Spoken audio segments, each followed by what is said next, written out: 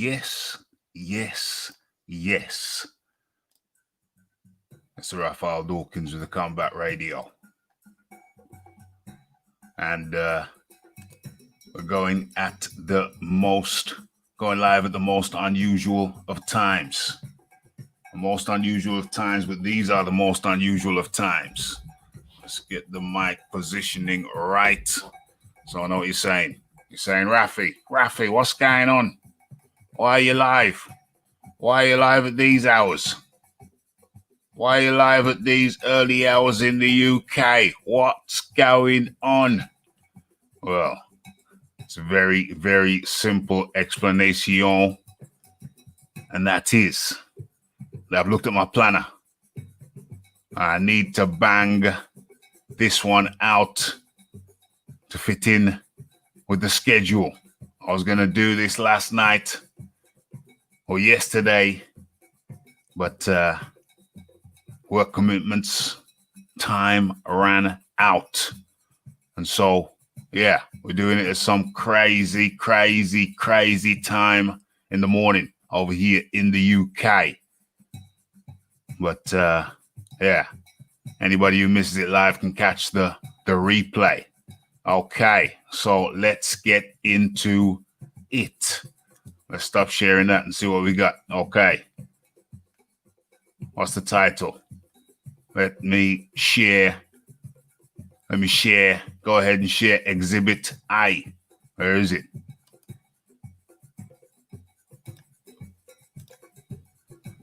Boom, boom, boom.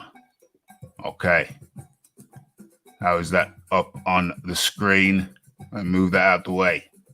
Let's get this right.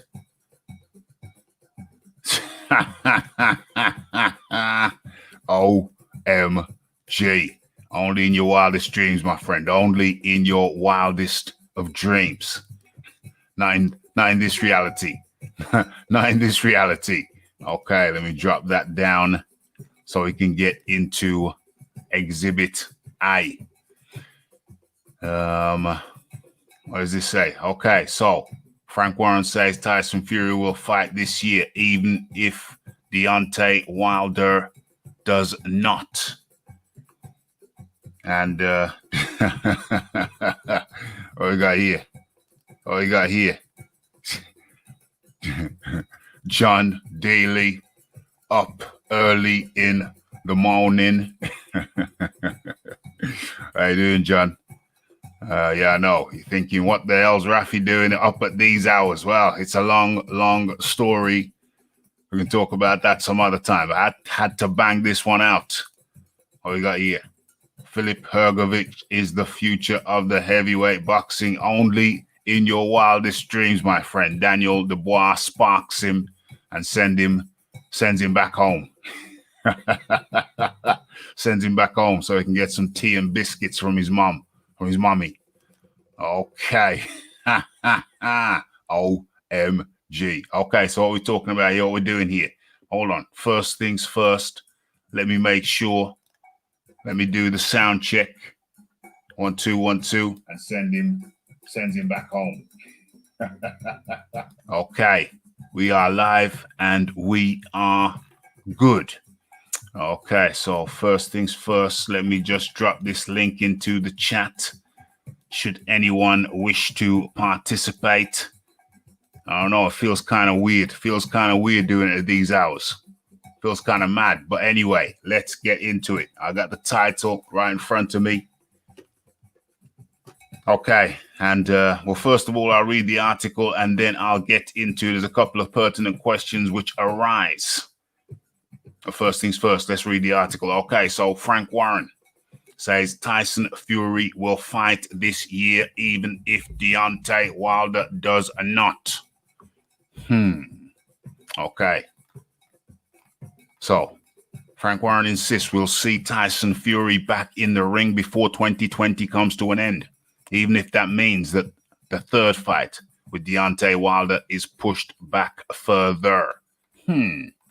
Okay. So Tyson Fury looks set to fight again in 2020, even if expected next opponent Deontay Wilder isn't available until 2021. Fury drew against we all know that Fury drew against Wilder in the first fight and beat him in the second fight, TKO. However, Bob Arum is reluctant to deliver the third fight this calendar year as previously hoped, with the chances of paid crowds returning in that time appearing to be pretty much non-existent. Now, Frank Warren, who co-promotes The Unbeaten Fury, along with Arum, told ESPN that he is determined to get the Gypsy King back between the ropes before the new year, even if that means Wilder's rematch going on the back burner. I just seen a funny comment in the comment section. Okay, so perhaps you haven't read the title, my friend. Perhaps you don't know what the title of the piece is. I suggest you go back and read the title of the piece. Okay, so even if that means Wilder's rematch going onto the back burner, the first priority is to get Tyson Fury in with Deontay Wilder, and the second priority is to get Tyson Fury to fight this year. I've got no conflict with Bob, but Tyson is not going to wait until February to fight. Okay, so to clarify that statement, Bob Arum, for those who may not have seen it previously, any of my previous videos where I covered the topic, Bob Arum came out recently in the last couple of days and said that Tyson Fury versus Deontay Wilder 3 it is looking likely to be pushed back until next year. Okay, let somebody join me here. Okay, I'll get to you in a second, my good fellow.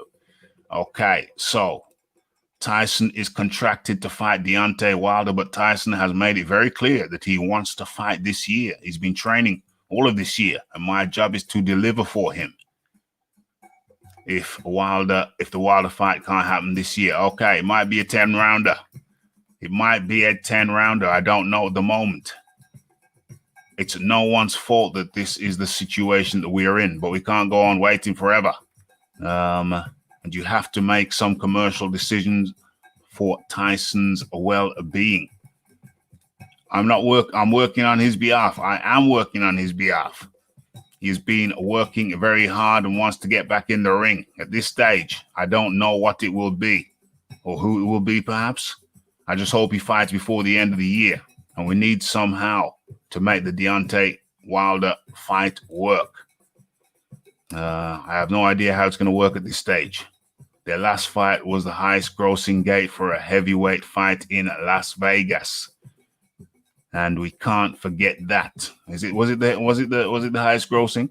Was it the highest grossing or the second highest grossing? I don't know. That might be a dodgy statement. Might be slightly dodgy, but I've got another article later, which may contradict that.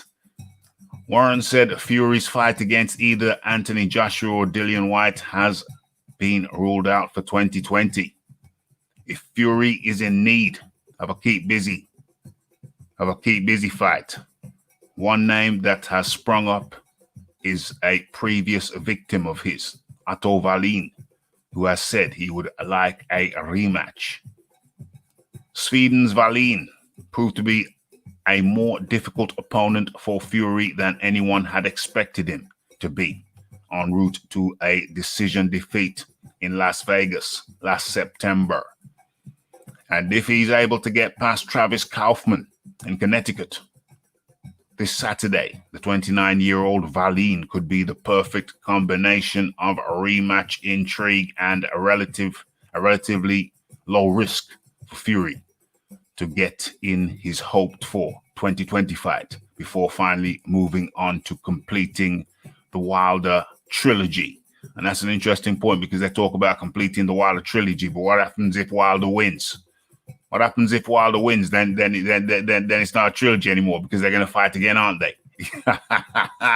OMG. Okay, so Warren.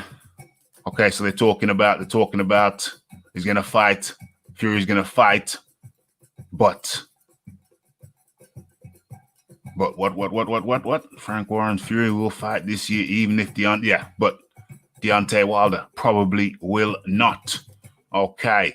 So we're looking at that, and I must remind myself at the title of the piece, who needs a warm-up fight more, Fury or Wilder? Because all the talk is of Fury fighting a warm-up fight, but there's no talk of Deontay Wilder fighting a warm-up fight.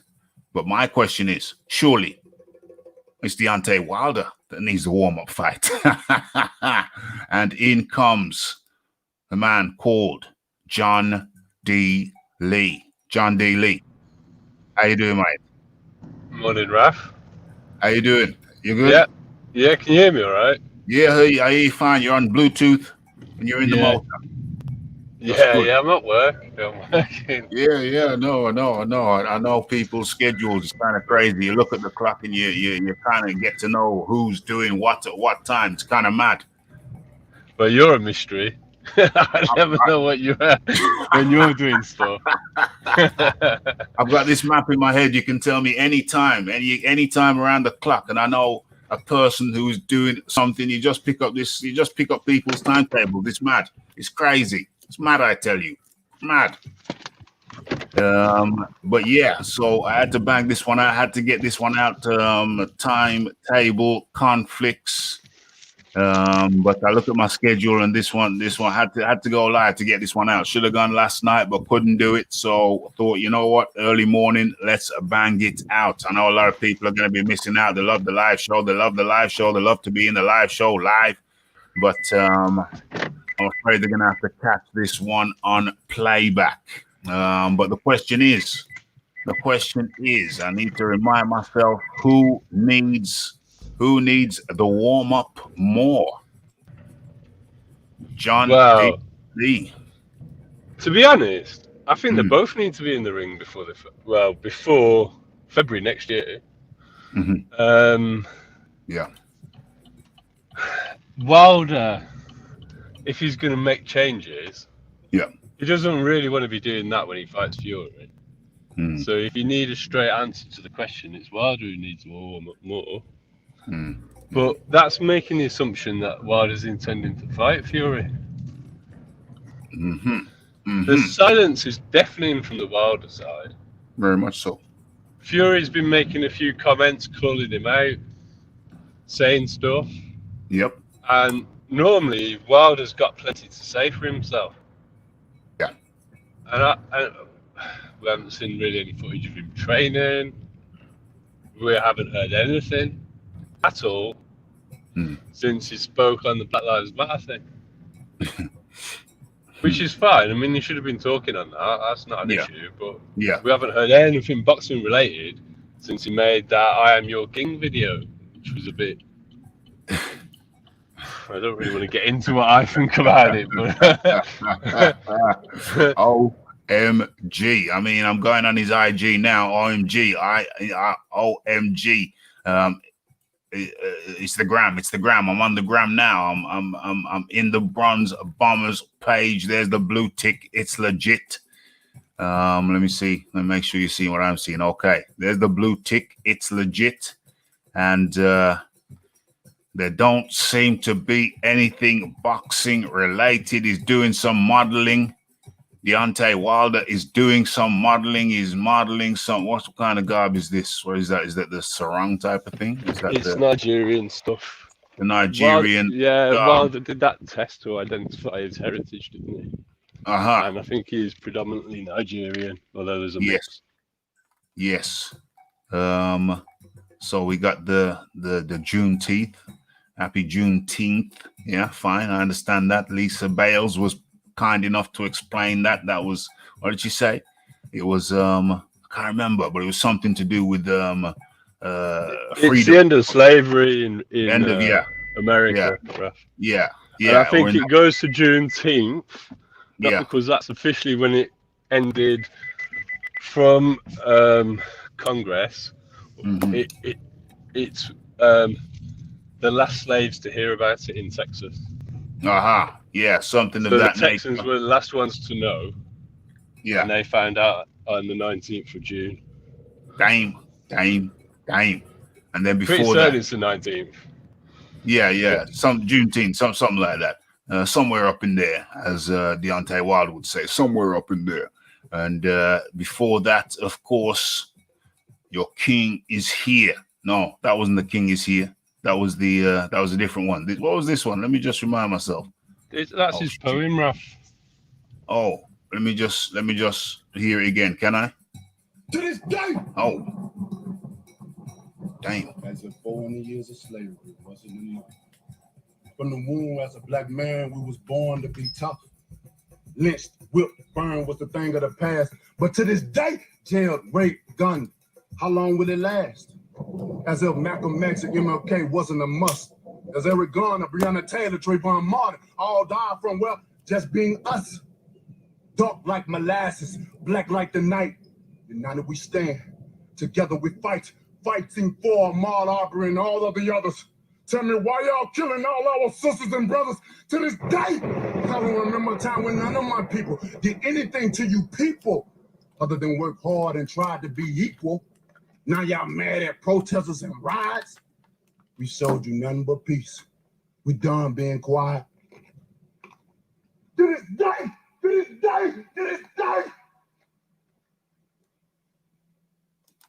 Justice and peace with George Floyd and all of the others. Okay. Soul rest in peace. We will breathe.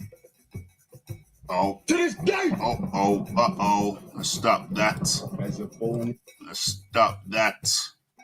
Let me get the mic repositioned. Okay. Now, to be clear, I've been on record that I like the speech. I like the surroundings. I like the thunder. I like all of it. I like the speech.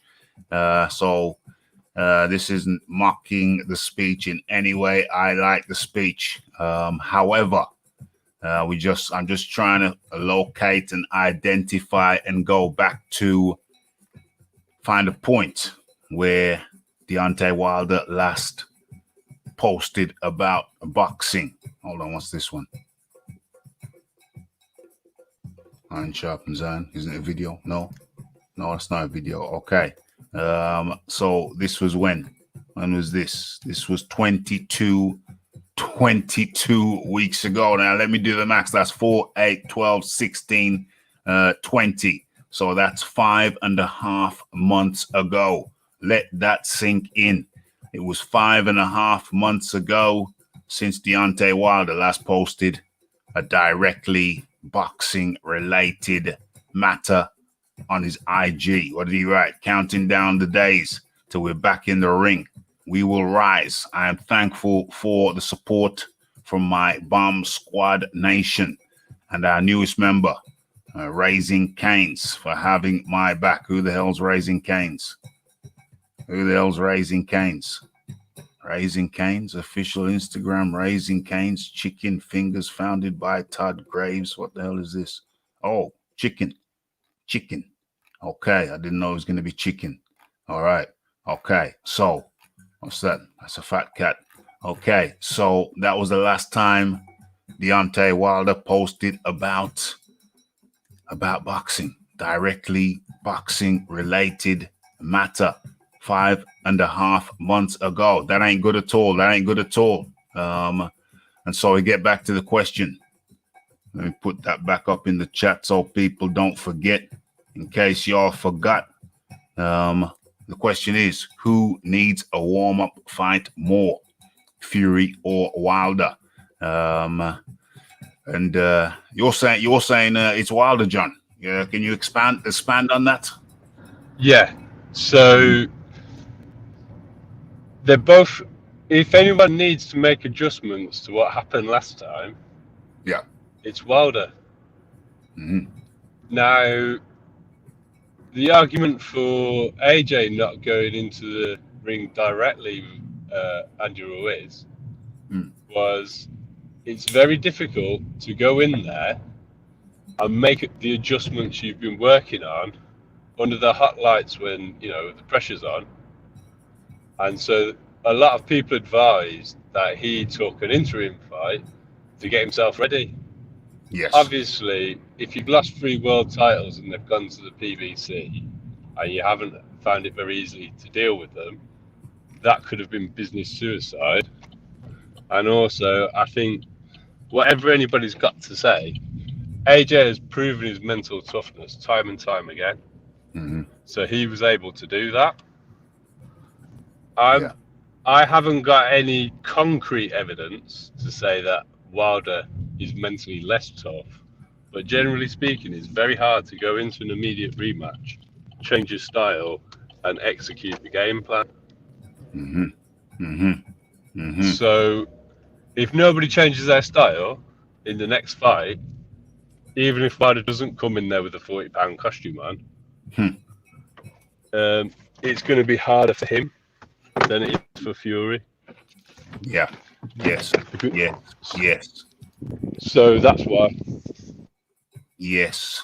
It's going to be harder for Wilder.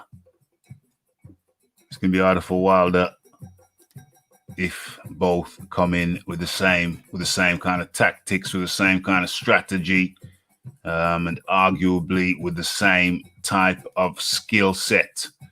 Right about now, how's it look on your screen? Okay, let's get that up a little bigger.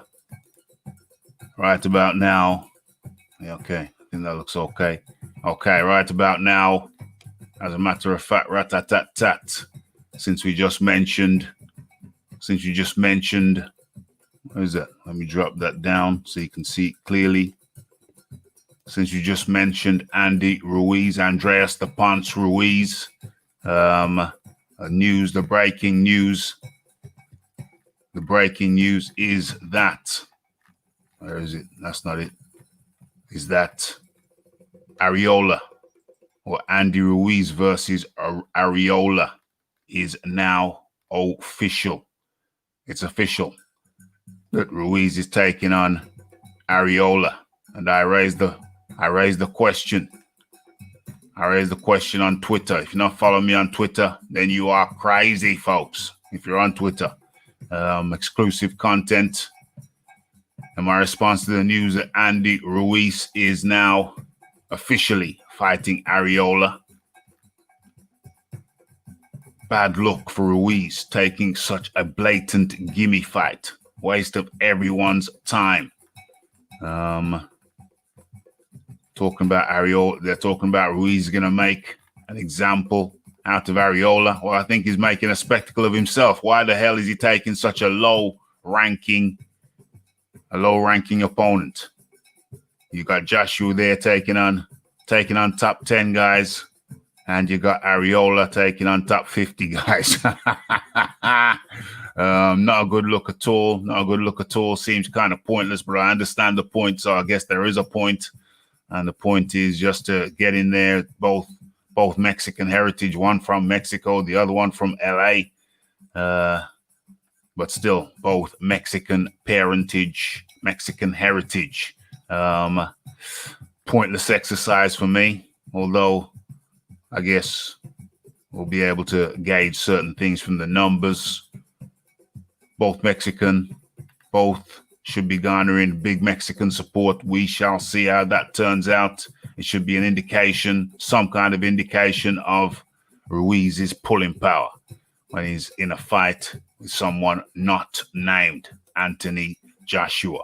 Okay, so getting back to the point at hand.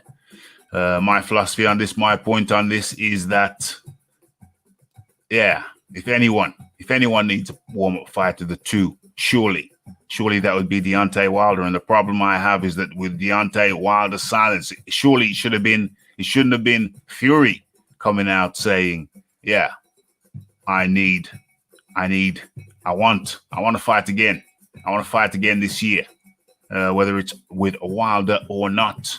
Surely it shouldn't have been Fury saying that. Surely it should have been Deontay Wilder saying that. And it leads me to wonder. What is the motivation? What is the motivation for Deontay Wilder in this trilogy fight?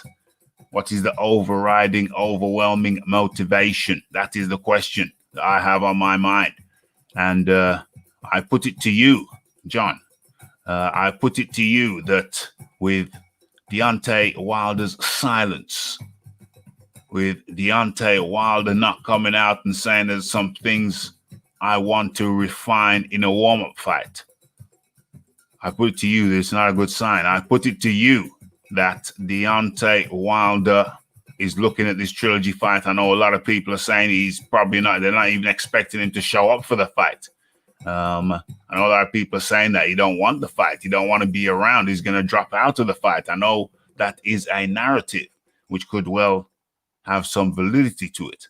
But my positioning on it is that, unfortunately for Wilder fans, I think your boy Deontay Wilder is looking to cash out. And I think that's the reason we haven't heard anything from Deontay Wilder. One of the primary reasons we haven't heard anything from Deontay Wilder. Are they in scramble mode? Are they thinking, what the hell are we doing? Why the hell are we taking this fight? You're not up to it. Your skill set is not up to it. You've been working on your strengths and not working on your weaknesses. Don't they say a chain is only as strong as its weakest link? Have you, Deontay Wilder, have you been working on the weakest elements of your game? Have you been working on the things that you need to do to beat Tyson Fury?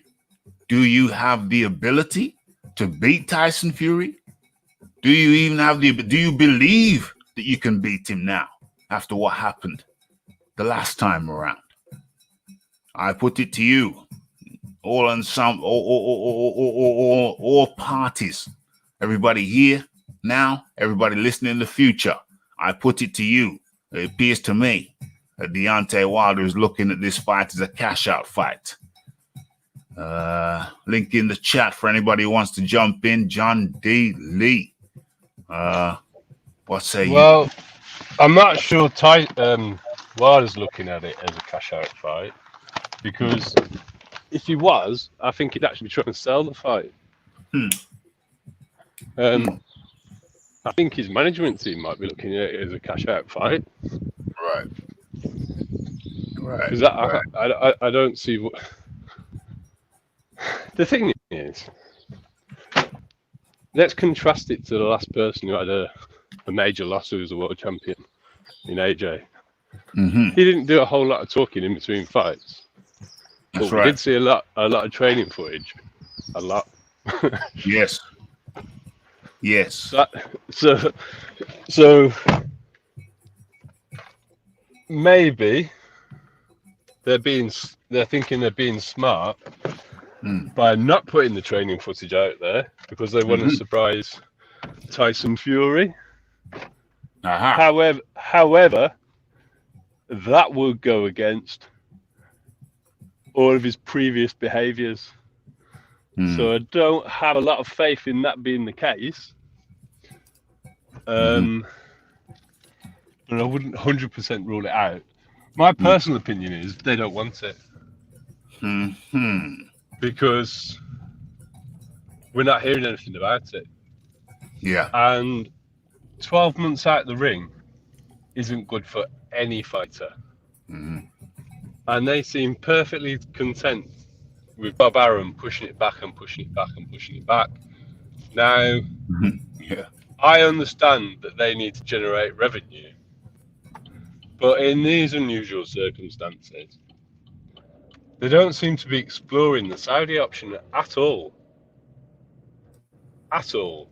And, you know, when you've got huge site fees available, and it would open up the UK market for a pay-per-view, that might actually do some numbers if they did it there. And there's international rights for a fight if you sell it right. Yeah. But they're not looking at any of those markets at all. At all. So I don't really understand the strategy. Maybe it's just because Bob's an old dinosaur and he can't think past an American pay-per-view in a Las Vegas game. Maybe it's that simple. But they don't seem to be doing anything to push for the fight or say, well, I mean, we're just going to see a lot of sloppy performances if we have a lot of boxers 12 months out of the ring. Yeah. So I don't understand why they're happy to wait till February, and if they have to wait till February for business reasons, why they're not trying to agree an interim fight against. To be honest, a soft touch would be fine. Yeah.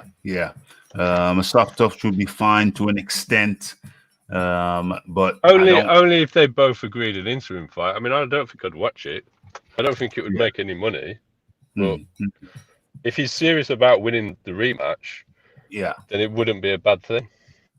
You don't think you'd watch which fight? An interim fight from either Wilder or Fury? Well, I certainly wouldn't pay any money to watch it. And if it was in America, I'd be watching it on YouTube the next day. I wouldn't be staying up for it. Yeah. Well, I think my position is slightly different. I think that we agree that Wilder, out of the two, Wilder perhaps needs the rematch more. We agree on that. However, I think it's pretty damn essential that Wilder take a a fight before his date with Fury. I think that's pretty much damn essential. There's things that Wilder needs to work on. He needs. I don't know who's the best stick and move guy out there. Who's the best stick and move guy out there? Not named Tyson Fury. Doesn't really. A tall stick and move guy. I don't know. Maybe Deontay Wilder should be fighting should be looking at Otto Wallin, because the word is that Tyson Fury is looking at Otto Wallin, looking at a rematch with a southpaw, Rafi, yeah, southpaw. So what's the point? And he's a pressure fighter as well. I mean, I don't think he needs to train for a stick and move guy, because it was Fury's pressure that beat him. And if we actually look at everybody he's been fighting, and I don't understand why I still hear this as a view that Wilder struggles with people boxing from the outside. That's what Wilder wants you to do. Yeah. Wilder wants you on the outside so he can get full leverage on his punches, knowing that you're not going to throw anything devastating at him. Yeah.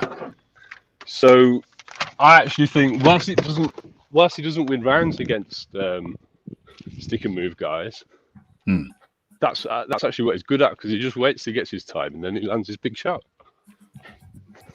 Yeah, that's what he's looking for. Tanaris Robinson, who's up in the building. We got Elwood Blues up in the building. Good to have you in the building. We got Tanaris Robinson. Up in the building. Tanaris Robinson says Fury fought foul, but it's okay. We're gonna win the next one. Okay, interesting. Tanaris Robinson goes on to say Wilder just trying to make sure somebody's watching Fury's hand wraps. I think you had JD's in there. Watching the hand wraps. We saw video footage of him watching the hand wraps. And the WBC and the Nevada State Commission, so yeah.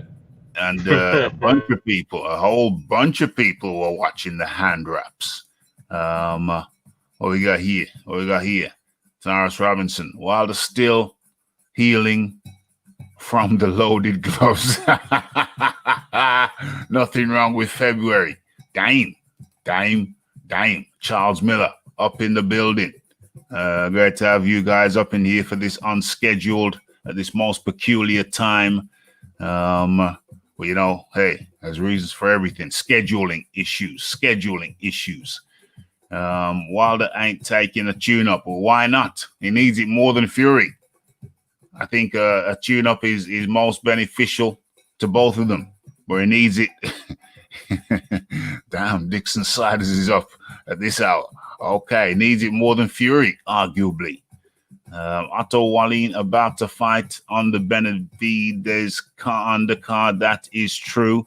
That is true, but we're not talking about fighting immediately. We're talking about fighting where we're now, August, September, October, November. I think Otto Wallin would be ready for November, December, January, February. And remember, the winner of the third fight, apparently, according to Mauricio Suleiman, will need to fight Dillian White next. So yeah, if they fight in October, late October, what's that? Late October, say November, that's November, December, January, February, that gives them 3 months. But remember, they don't have to be in the ring with Dillian White in February. They just have to come to an agreement, purses, locations, contracts signed, etc., etc. Well, the contract signed, that's the primary thing. Okay, and where are we? Dixon Siders says Fury is the Don. Okay, that's an interesting observation. I personally disagree, but that's another show, and I've done some shows on that, and I will do some more shows on that. Can I just make a quick comment on that, though, Raf? Of course. What Dons do is defend their titles and fight their mandatories. Yeah. So I don't see what kind of Don you're talking about. What kind of Don you're talking about, Dixon Siders? I got a big piece. You're gonna like it. I got a big piece which you're gonna like, or maybe not. And it's not for today. Well, it's not for this show, but it's exploring the legitimacy of. I'm not gonna give it away. It's a big one. It's a big one. It's a very, very big one. It's gonna cause more than a ripple in the waters. It's gonna. I can't even touch on it, but believe you me, you will not want to miss it. Tyson Fury is the centerpiece of the piece, the centerpiece of the piece, and it's very interesting. I don't want people to get it twisted. Well, actually, you can get it twisted if you wish. Get it twisted as much as you like, but that piece is coming within the next couple of days, and some people may have hurt feelings. But, I'm just going to be seeking facts, and I shall be showing receipts as per usual. Okay, so we got here. I've got a last comment on that as well. Yeah, go for it. Dons don't drop belts to duck David Price. Game.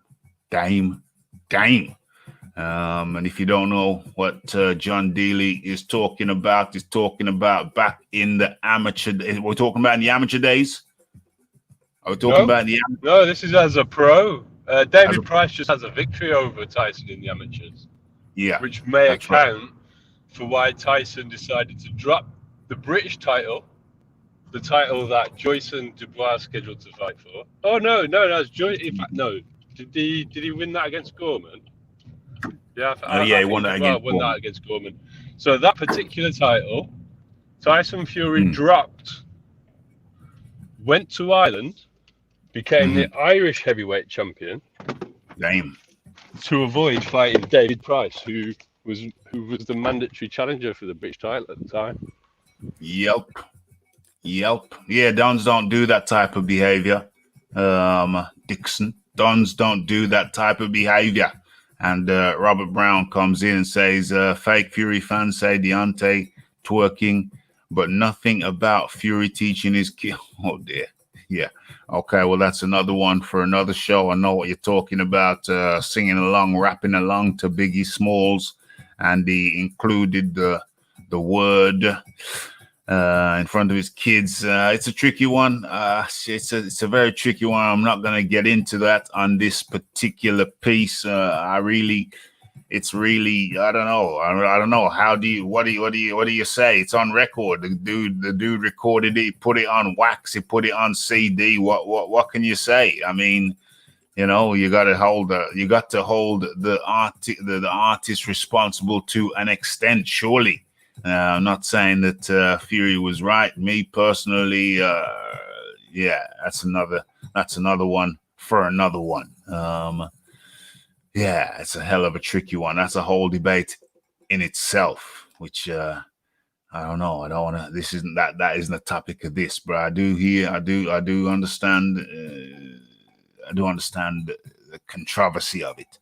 Okay, Ray's up in the building at this crazy hour over here in the UK. I would have to say Wilder is looking at the wrong issue.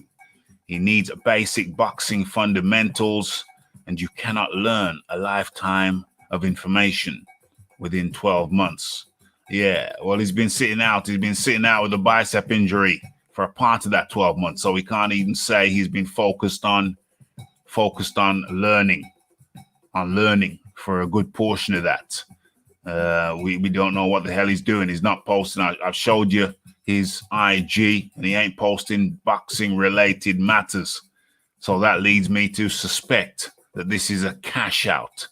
And while I'm here, let me just change the background picture, get the appropriate one up. Boom, boom, boom. That's the background which relates to this particular show. Yes. Okay, so who we got? Dixon Siders again. Fury don't need no tune-up. He would beat any of these subpar. OMG, subpar. Well, if the heavyweights are so subpar, then why did he have to go and take the nandrolone? How did the nandrolone end up in his system? The steroid nandrolone. If they're so subpar, why was the man juicy? Why was he juicy? You tell me. That seems to suggest that was there some kind of frailty? Is there some kind of frailty in Tyson Fury? I'm not saying there is. I'm asking. Why do people take those? Why do people get juicy? Huh? Is it some kind of mental thing where you think you need to be better and you can't do it naturally aspirated? Is that what it is? I'm not saying that's what it is. I'm asking you, is that what it is? Well, John D. also, if he's so able to beat all these guys up, why didn't he fight Dillian White? And who did he fight instead? Was it Wallin or Schwartz? So there's one duck. But he was mandated by the WBC to fight Dillian White for the diamond belt. Yeah. Fury ducked it. He said he would. He said make it for the diamond. Make it for the diamond, I'll fight him. And he ducked it. And he didn't go through with the rematch with Vlad. Yeah. So there's two ducks. He didn't go into the immediate rematch with Wilder. Quack. So, there's a lot of talk without a lot of evidence when it comes down to Tyson Fury. Yeah. A lot of smoke and mirrors. If you're so superior, why are you juicy? Why are you getting juicy? But I don't want to get too much into the juicy thing, because that relates to another piece that I'm doing, which should be with you hot off the press within the next few days. Certainly within the next 3 days. I think I've actually earmarked a night for that. What's going on here? So Chisora or Ruiz would be great opponents for Wilder, but Wilder wouldn't take a chance, even against Del Boy. Chisora or Ruiz. I think Ruiz would Ruiz help? Well, Ruiz is a pressure fighter, and Tyson Fury is going to come out pressuring him again. But no way in hell would Ruiz be a warm-up fight. Ruiz would be like hell on wheels for Wilder. Absolute hell on wheels. And even Chisora with the pressure. You're right. I think, he's not as tall as Fury, but he would apply pressure. And you're right. Wilder takes a tune-up fight, it's got to be against a pressure fighter. Ideally a tall one, but it don't really matter. It needs to be someone walking into him and hitting him from odd angles. And I think Chisora fits that bill nicely. Even though he's shorter than Fury, I think the pressure element of Chisora's game would be helpful in Wilder's development if he could get through that one. Where are we? I'm not gonna go to you, John. I'm gonna let you come in when you are able to do so, because I know you're working. So I'll just let you jump in when you're able. Okay, there is a point that I wanted to make about this article, though. Yeah, it's very different when he's talking to ESPN to the one that he did in was it on Boxing Social, where he was talking about making the AJ or AJ fight for Fury. Oh yeah, talking Frank about Warren. Dillian White fighting Daniel. Yeah. Yo, So yeah. this is an article by Frank Warren. He's talking Yeah. to ESPN instead of the British media, Mm-hmm. and he rules out AJ when he Mm-hmm. ruled that in last time, and he spent Mad. a lot of time talking about Dillian White not fighting Dillian White and Dillian fighting Dubois. I can understand that Mad. part, but why are we suddenly hearing about Otto Wallin? They're clearly, Yeah. Frank hasn't got the power or the influence over Tyson that he likes to try and make out. So he's been told what to say in this, in my opinion. Damn. He's been told what to say. He's been told what to say by whom? By Tyson Fury? Well, it's to ESPN, so either ESPN executives or Bob Arum. Because that's the platform Tyson's got his exclusivity deal with. So ESPN are calling the shots, not Frank Warren and BT. ESPN are calling the shots. Let's go. What we got here. The gloves are loaded with what? ham bone gypsy fist. Oh dear. OMG. Dixon Side says what Duns do is don't lose. Okay, well that's ridiculous because you know this thing here, this game, any game, whether it be the game of life, the game of sports, whatever, losses are a part of the equation, my dear fellow. That's a ridiculous statement. I don't know if he's heard of a guy called Muhammad Ali. Yeah, indeed. What Duns do is they avenge the losses. Yes. It's a ridiculous notion that the losses aren't a part of the game. Losses are a part of any game, my friend. The question is, how do you come back from your losses? Do you have the mental fortitude? Do you have the mental strength to come back from a loss? We've seen that out of AJ, but we've not seen that out of Deontay Wilder yet. And we've not seen that out of Tyson Fury. So I put it to you, my dear fellow, that the one who has shown the fortitude to take a loss and come back is neither Deontay Wilder or Tyson Fury. AJ is nothing more than a manufactured heavyweight, no true skill like the Don Fury. He's a manufactured heavyweight, really? Well, that's interesting.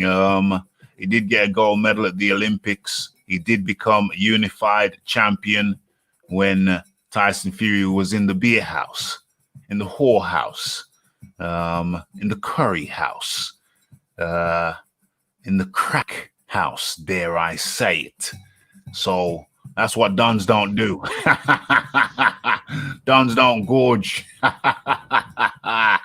Yeah, so that's what Duns don't do, arguably. You can't hold the artist. You can't hold the artist. That's his job. You have to hold him. He's a prophet. You can't hold the artist. He's on about the Biggie Smalls. Oh, that's his job. About the Biggie Smalls. Oh, that's a matter of an opinion. Yeah. In America, my children would be allowed to use the N-word, and they're not allowed to use that word, in my opinion. No. If people really want to talk about it, all they need to do is go and watch a clip about that. Coach Carter talks about it. That should explain that to people. Anyway. Yes, indeed. Did you say Klitschko? What Klitschko said? No, it's the Biggie Smalls rap that Tyson Fury was doing. Yeah, you said, but if people want to know about it, they should go and watch. Coach Carter, the Samuel L. Jackson film about basketball coach in LA. Oh, I got you. The film. And that's in that speech, Raf. I'll send you a link to it. It's quite a powerful speech. Oh, okay. Yeah. I don't watch films no more. So I would have missed that one. Fury's a fraud, and he was on cocaine. The first fight with Deontay, he kept touching his nose every 15 to 20 seconds.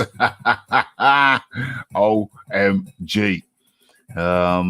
Dixon Sider says AJ ducked Wilder. Well, that's interesting. When you give a man his highest, when you give a man figures which had previously been unimaginable to him, far beyond his highest paydays, and when you consider that Wilder got paid for his 2 fights with Fury, he got paid less than he would have done for 1 fight with Joshua. That shows you who is the duck, my friend. And there's more ducks in this equation as well. Damn. I'm pretty certain AJ had a date booked at Wembley. When Wilder didn't want to do it. Eddie Hearn offers it to Tyson Fury. And the offer... Say that again? When Wilder didn't accept the Wembley date, Eddie Hearn offered it to Tyson Fury. Dang. And that would have been more money, guaranteed, than either of the Wilder fights. Damn. Also, when Tyson Fury came back, Eddie Hearn tried to sign him. That's right. But the competition was a bit too stiff. Wilder didn't. Well, I mean, Fury didn't like the arrangement. It was 3 or 4 fights, and Dillian White was in there, and Anthony Joshua was in there at the end. So he was guaranteed Anthony Joshua if he got through I think there was an easy fight, then a Dillian White fight, and then gets through those, an Anthony Joshua fight, and Tyson Fury declined. Tyson Fury saw Wilder as a softer touch. One can infer from that Tyson Fury saw Wilder as a softer touch than both White and Anthony Joshua, and he emerged victorious. So maybe Fury was onto something there, John. I think this is all about semantics, Rafi. So clearly, a Don, by Dixon Sider's definition, is somebody that takes steroids, somebody that consistently ducks fights to maintain their O's, and doesn't defend titles or accept mandatory fights. Now, if that is your definition, that's fine. OMG. AJ is the biggest joke in the sport. Nothing more. Well, that's interesting because he took care of Parker. He took care of Povetkin. He's taken care of everyone put in front of him. He's beat everyone put in front of him. He beat Vladimir Klitschko, the best Vladimir Klitschko that we'd seen in years. And so if you call that a joke, my friend, then you have a very strange definition of a joke. And all of this while Tyson Fury was in the beer house, the whore house, the crack house, and the curry house. So you tell me. And the courthouse, Rafi. And the Don't forget the courthouse. And the That's courthouse. important because that was for steroid abuse. Oh, he was in the courthouse twice then. He was in the courthouse twice because he came back and went in the courthouse again to pay off his promoter whom he left. He broke his contract with. What's that guy's name? Hennessy. Mick Hennessy, Hennessy. So he's been in the courthouse. He's been in a few more houses. He's been in 5 houses, at least, that we know of. Where are we? Fury is sober nowadays. He's in recovery. Yeah, credit to Fury. Listen. All the credit to Fury for coming back the way he's come back and put that ass whooping on Deontay Wilder. But at the same time, I have to say Deontay Wilder has been hiding his ass. He's been over there in Alabama, Atlanta, hiding his ass when he wasn't shaking his ass. Yeah, because he knows that He knows that ass would have been on a platter. I mean, I think Deontay Wilder would have handed him his ass. I think Dillian White would have handed Wilder his ass. I think that Anthony Joshua would have handed Wilder his ass. And I think that if Wilder didn't know, which I suspect he does, then surely his handlers knew. The same handlers who kept him away from the Klitschko's is the same handlers who kept him away from Dillian White and Anthony Joshua. And John Dilly, I think you want to say something. It was just about all the passes Tyson Fury gets, and I think he gets a whole load of passes based on his time out of the ring when he was abusing himself and not behaving like a professional athlete. He wasn't behaving like a don. He wasn't behaving like a don. Well, depends what you mean. You know, some people think going to the strip club, getting out of your face is what dons do. So professional athletes don't do that anyway. That's right. That's right. But let's just get it right. He ducked the rematch. And I would argue that if you watch the last 2 rounds of his victory over Vlad, that will tell you why he ducked it. He's talking about not fighting his mandatory. You know, Eddie Hearn has said they'll put it on pay-per-view if he wants to fight this year. Yeah. Can get his mandatory out of the way. That other champions have to do. That other champions are doing. Yeah. And, you know, then he can go and fight. He can then go and fight Wilder. And then the path is completely clear for Undisputed. And then if he did that and beat AJ, all this dumb talk would be legitimate. Yeah, that's the roadmap. That's the roadmap. And in comes best of the best. Best of the best. How do you do? Raphael, what's going on, brother? How you doing, man? What's up to all of y'all on the few y'all that's on the panel tonight?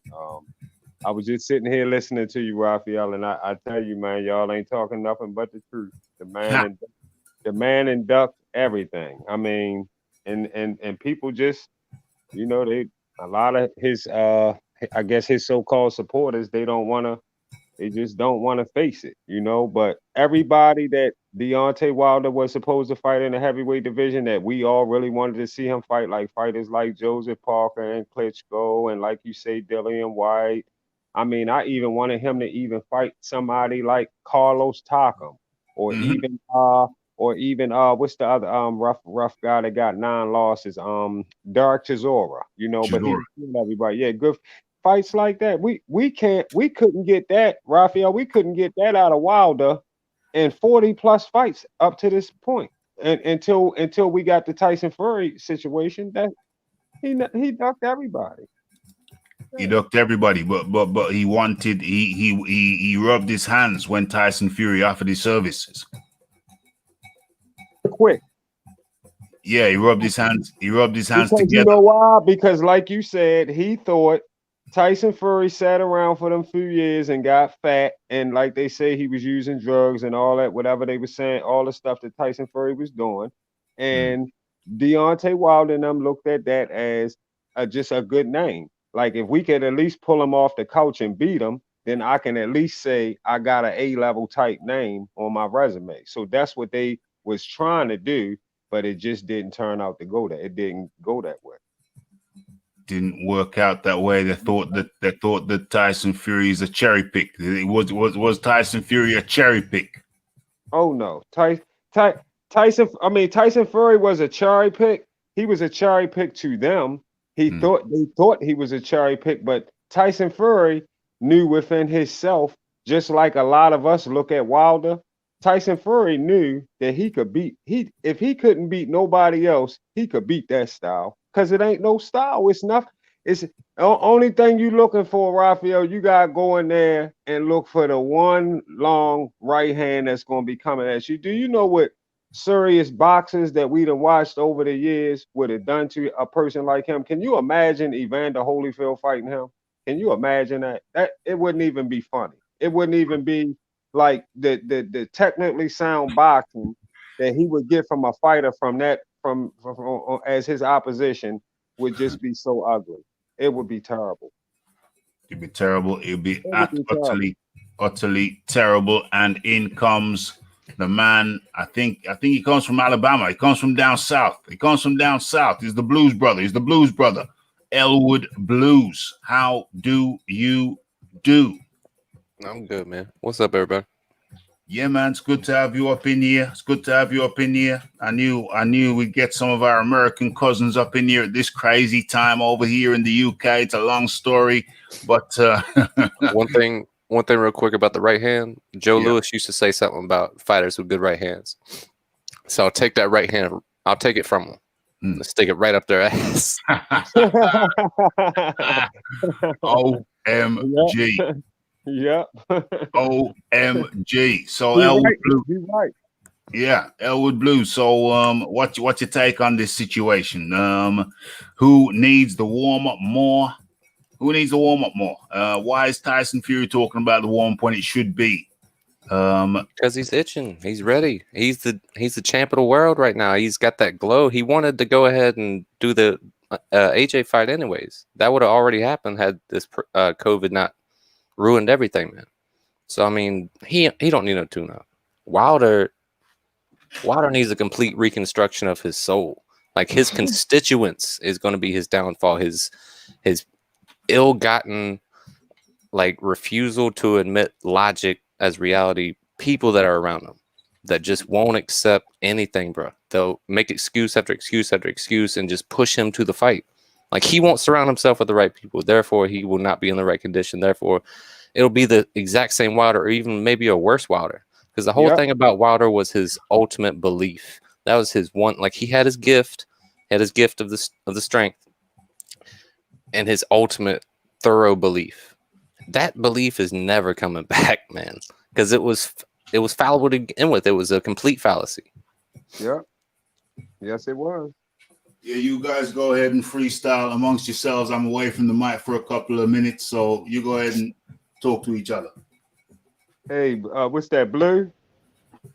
Blues. Yeah, man. Yeah, Blue, it's best of the best. Yeah, you right, man. Hey, he took it away. Believe me, he took a lot of, definitely a whole lot of the thought process shit that they got going on. He took that out of his mind.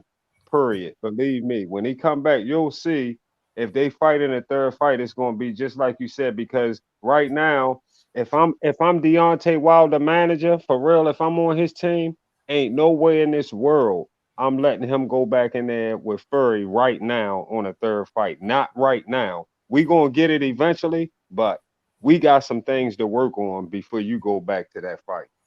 Definitely. I've been looking through the rankings before I got on, trying to figure out an opponent, man. And everybody that's on his level is not on his ranking. Like he's ranked number 1 or number 2 or number 3 in almost every ranking division, but all the opponents would smoke him. Like I don't know too much about Dubois. He needs to be fighting somebody. I don't see him fighting none of them. Like these, I know, like you just say, Dubois.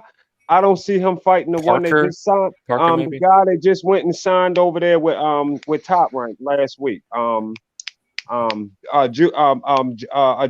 F.A. Ajaba. He ain't gonna never fight F.A. Ajaba. If F.A. Ajaba come up even more, he not gonna fight. He not gonna fight the guy that just came out of the cruiserweight division and went and was undisputed. Usyk. He's not gonna. Oh no, hell no. An actual good fight for him that's on the PBC would be Hellenius. That would actually be a good fight for him, but I'm not sure he'd make that fight. The guy that knocked out Kawanaki. Which one would be a good fight? Which one you talking about? Hellenius, that giant Swede. Yeah, the guy that knocked out Kawanaki. That would Viking. Hellenius. Yeah. You know, I'm thinking of Vak. Yeah, Hellenius Hellenius is an old veteran, man. Yeah, but if you look at his dimensions, he's a big guy. He's got some power. So he's got limitations as well. He's beatable. He's lost. He lost to Gerald Washington, but he's just coming out off of a knockout win against Kawanaki. So if Wilder could actually beat him, which I'm not saying he can, that would actually do him a good confidence boost. It would raise his profile, and it would give him the opportunity to work on some of his issues. But you guys are assuming that his management team actually have got Wilder's best interests at heart. And I think they've got their own interests at heart, and they're just trying to cash him out. And that's the whole reason for this fight. Yeah, because he pretty much, I mean, you got to figure, even if he lose this fight right here, let's say Wilder when he lose this fight, which I think he will if he lose a third fight.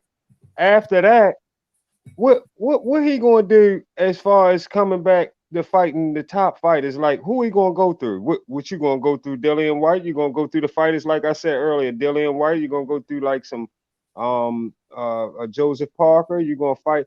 Who is he gonna fight that he gonna beat? That's gonna put him back in position, because I seriously don't think he can beat a lot of guys in that heavyweight division outside of Joshua and Fury. That's actually why Hellenius is a good fight, because he's high up in the IBF rankings.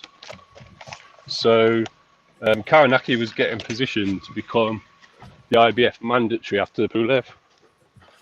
So if Wilder did actually beat him, and that's somebody who is on the PBC side of things, that would put him into the IBF rankings, and they obviously enforce their mandatories.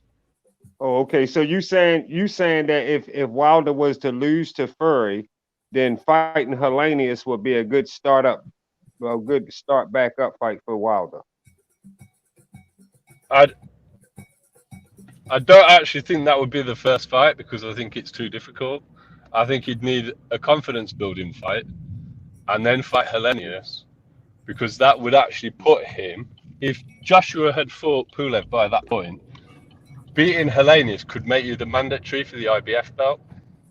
Yeah. So then they could actually force a world title fight. But if he was to do that, that would tell me he's actually serious about his career, which I'm not convinced he is. Right. I feel you on that too. I don't really know how serious he would be about, trying to get back in that position.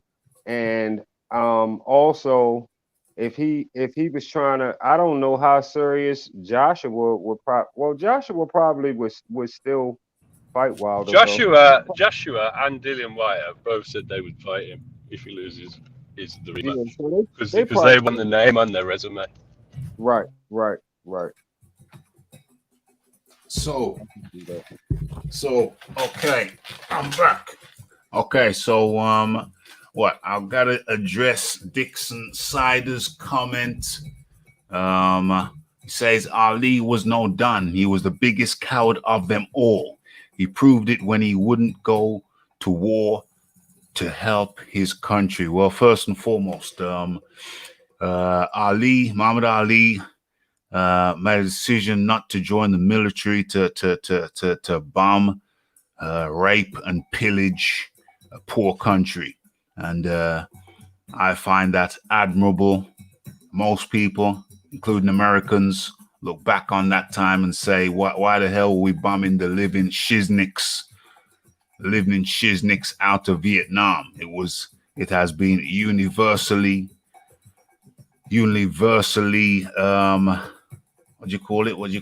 condemned. It was a war which was universally condemned and took the lives of many of the Vietnamese, the poor Vietnamese, and also ruined the lives of many of those who made it back from Vietnam. Who was in charge at that time? Was it Nixon? Yeah. So that was not an admirable war, my friend. That is not looked at as an admirable war. And so declining to take part in that, in my view, was an admirable move. Moving along to... let's have that. Let's just be real about that as well. If Ali had enlisted in the army, the chances are he would have done what Joe Louis did. So he wouldn't have seen active service. However, what did happen was He lost his income. Yep. He was stripped of his world titles. Yep. And he took a stance against a racist system in America, and that takes bravery. Yeah. Yeah. Yes. Yes. Exactly. And Elwood Blues. What's your stance on that? I love Ali, and you Mhm. can't go against him. That's what made him. Like he wasn't already hated enough as a black Muslim in the 60s when everybody was Leave It to Beaver white people. Yeah. Like, come on, dude. He was Ozzy Osbourne. He was the Antichrist already, and then he's an anti-patriot in their eyes, you know, with that rah-rah American bullshit. They were showing the Vietnam War on TV, man. Like the brutality of that. Think how much art has been made to depict the horror as a tribute to the horror and the horrific nature of that fucking war. Like movies, songs. I mean, dude. Yeah. 4th of July. Yeah. Look at all the PTSD that those soldiers came back with. They were merely a tool of the state, cannon fodder. And then when they came back, because people, even America people, I mean, around that time was the flower power, you know. Yeah, it's on a cultural event, man. Yeah, peace and love. People started to go towards peace and love. And then you had these guys who came back and they were looked at as war dogs. That were not admired by society because of the unjust nature of the war, and they took the brunt of it and suffered with PTSD. A lot of them became hooked on substance abuse. Actually, while they were over there in the poppy fields over there in the Vietnam, came back with substance abuse issues. Dude, So that's what turns it into like a weird Mad Max type creation of an area. Like, what kind of environment was that, bro? Like everybody's geeked out on their own different substance. Like some are speedheads, some are acid heads. Yeah, and they're in a war zone. They're soldiers, bro. They're fighting an invisible enemy that just pops up out of the brush. Oh my gosh! Goes down in the tunnels. Subterranean tunnels is how they escaped the Americans and diverted their troops. Like the Vietnam War it gets so weird, man. That's an interesting subject because, you know, I knew they were taking the stuff over there, but you're right. They would have been taking the stuff in the midst of the battle. They'd be walking along, they'd be doing a patrol, and then boom, you know, the Vietnamese soldiers would pop out, and the American soldiers would be high as a kite. A lot of them high as a kite. Think of the monsters that shit created. Like the people were already on the verge of like snapping and just become, you know, monsters of people, and that just pushed them right over the edge and gave them carte blanche to just become that, man. Like their whole world was the projection of that evil. Crazy, absolutely crazy. Best of the best. You got anything on that point? The Vietnamese War. Man, you know, I definitely highly appreciate everything about Ali. I mean, he said total. He definitely took a stand for what he believed in, and I have no problem with it at all. And you already know as far as his boxing career goes, you know, that goes without saying. And I wasn't even around for him. I'm an '80s baby, so I didn't see Ali live when he did his thing. But good thing we got all this YouTube stuff that we got now, because I watch Ali fights like a regular fight. Like I just be watching all his fights just like I'm watching a regular fight. I'll come in on a Saturday night or whatever, and I'm putting an Ali fight on. So last week I just watched Ali and Ken Norton again. The Ali Ken Norton. I'm always keeping him out there. Yes, John Daly. Oh no, that's not John Daly. Okay, my bad. Okay, so okay. Oh yeah. I thought I heard you in the background. I thought you were unmuted, and I looked down. You're muted. Yeah. You got anything to add to that? Okay. One thing, real quick. Best of best. Ali's my favorite, man. Like all time, the greatest fight of all time to me is Ali Frazier won, just because. Ringside Archie Morris asked, Archie, have you ever seen a fight this pace, this intensity? He said, no, not never. And I was like, oh shit. Okay, this is the greatest fight of all time. Hey man, you know what? I'm telling you, man. I look back on his fights, man, and I don't know what some people talking about. Like people who talk bad about Ali or try to say any type of degrade his. I mean, when I look at those fights and I look at that resume, and from what I seen, he looks like to me, whoever hit management looked like they was trying to get him killed. Like they had a hit out on him as far as the back and forth in the ring with these killers. He survived several deaths. Man, he went. Several Man, deaths. fights. He fought some warriors. Man, that man was a warrior for real. That made me realize what people talk about with him. When you really take time to look into it and see what he was about, yeah, he was nothing but the truth. So I feel the same way. He is my best of all time that I've laid my eyes on too. So I feel Dude, the same. And the way that Thor is the god of lightning, Ali is the god of fighting. Like, and there's moments against Joe Frazier and Thriller Manila in the 11th or 12th round when he had Ali against the ropes. Ali's body died, and the Holy Spirit just woke him up, and all of a sudden he's throwing combinations again. He's moving. He's off the ropes. Like, he's alive again. What the fuck happened? He was dead. I seen his back, like I seen his chin go all the way left with a left hook, and his body wilt. And then all of a sudden he woke up and started fighting. And he did it multiple fights, man. All the way up until he's fat and old fighting Ernie Shavers. Who was that guy that he beat the guy? Man, I was looking at one fight where he told the guy he was going to say his name, and then he went in there and just beat him and kept telling him Ernie Terrell. Say my Yeah, name. Ernie Terrell. Oh my God, he was vicious. That's because Ernie Terrell kept calling him Cassius Clay in the build up to the fight. Yeah. So that's why he kept telling him to say his name because that's why he put the beating on him. He put the beating on him. He said he was going to do that because he disrespected his new name. Oh my God. Mm-hmm. Like I couldn't imagine him fighting heavyweights now. I couldn't imagine. Man, he would. Oh my God, these dudes. No, they wouldn't be ready nowhere near the skill for him. No, not nothing. And he's talking to him. It ain't so good, sucker. You gotta move. This jab. Like he would break people the fuck down and have him so like ready to kill him. Well, I'm personally not the biggest Ali fan, but when it comes down to resume and heart and dog, there aren't many people, if anybody, that can outdo Ali. That is true. That is very, very true. Ali, different category. Those guys of all different category. They're fighting regularly. It wasn't like now. And where guys, higgledy-piggledy, a guy can come out and say, "Well, no, I'm not fighting him. I'm not fighting him this year, and I'm not fighting him next year. He's my mandatory. So what? So what?" So this crazy talking right now is just a different kind of thing where a man can blatantly come out and say, no, this guy was ahead of me. I jumped over him. The WBC allowed me to jump over him. I'm not going to get too deep into that because I got another strong piece coming within the next few days about this action. No, I'm not going to fight that guy. Yeah, he's my mandatory, but I'm not going to fight him. I've got a very, very strong piece coming in the next 3 days. So look out for that. That will be scheduled, not like this one, which was boom. I had to fit it in, scheduling issues. So hence the crazy time. But yeah, got to get it in.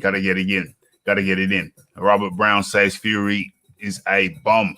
Any man that do drugs to win is eliminated, plain and simple, because if Deontay had Fury's resume, they would throw him under the bus. If Deontay had Fury's resume, I think they're both.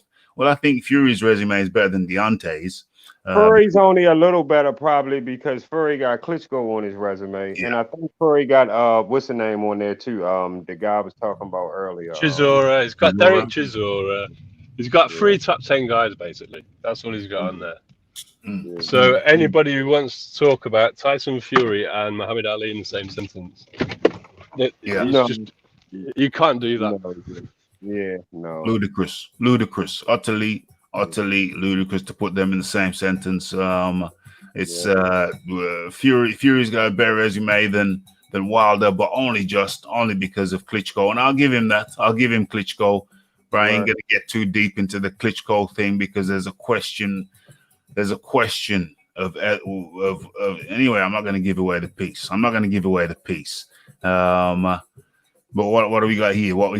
We got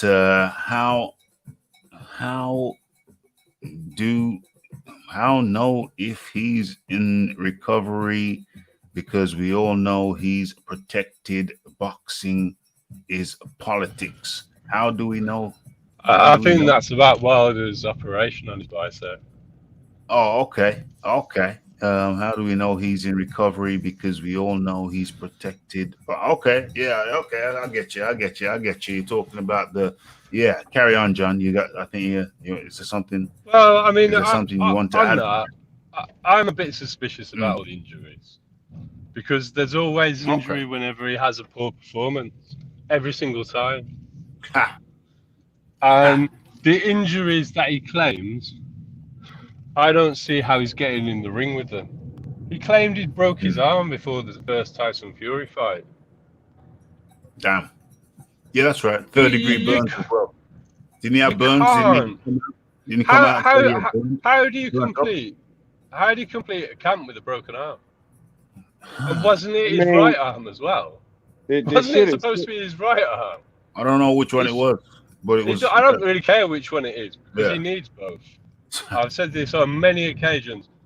Wilder cannot land his right hand without touching you with his left first. He can't do that. He has to have a rangefinder to land the right hand. So he can't complete a training camp one-handed. And I don't think any fighter can. Even a fighter as one-handed as Deontay Wilder. Even if it was left arm, you can't. I mean, you can keep the weight off. Yeah. You can try and maintain a base level of fitness, but you're not preparing for a fight with a broken arm. He's always. I mean, he's always breaking his hand. I think that's all genuine. It's well documented. But I guess that's just to have that excuse planted. That's just to have. So that's something that he could say if he end up losing. That's something that he could have in his boxer excuses, other than whatever boxer excuses the LDBC gonna have for him when they support him. Because just like the glove gate, the glove gate was nothing. No mainstream media never said anything about no damn gloves or none of that. And then soon as Wilder loses, now they BFTB and that damn Fanon, that's what they do daily. That's all they do daily is talk about these damn gloves. And they talked about the gloves so much that I'm not even gonna lie. I had to look at the goddamn fight a couple more times on the big screen and make sure that I'm looking at shit right, because they made me look and just look. And now when I looked a couple more times and watched that fight a couple more times, I can proudly say, yeah, they some fucking sore losers. I've actually got a more cynical view about these injuries as a potential, in that he's using them to get therapeutic usage exemptions. Because if you look at how his weight goes up every time he claims to have an injury, and then it goes back down again, that weight yo-yoing to me is a sign of someone who potentially is a substance abuser.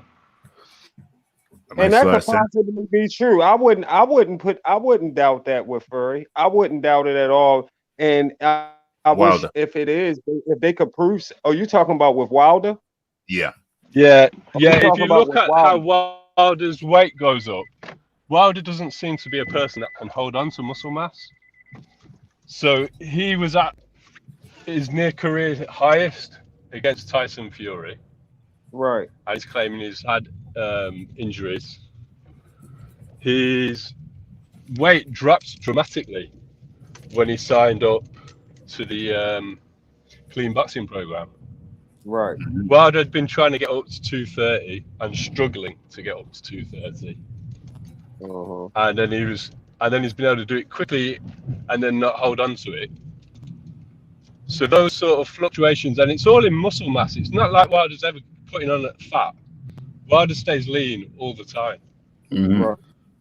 So to put that type of muscle mass on in short periods of time, it's suspicious. But you got to remember, he's on this side that they will cover that the most. That's where you won't hear about it when it's coming from that side. Because if you think about it, look how they slid Floyd shit right under the rug when that shit happened. When the shit happened, when they found the IV shit with Floyd, they talked about that shit real quick, and you ain't nobody else hear nothing else about that shit ever again. That's something that just been went under the rug, and it's just that's it. Kept quiet and no more about it. And he supposed to did that before the night before the Manny fight. Now, then Lord knows who do what on the PBC.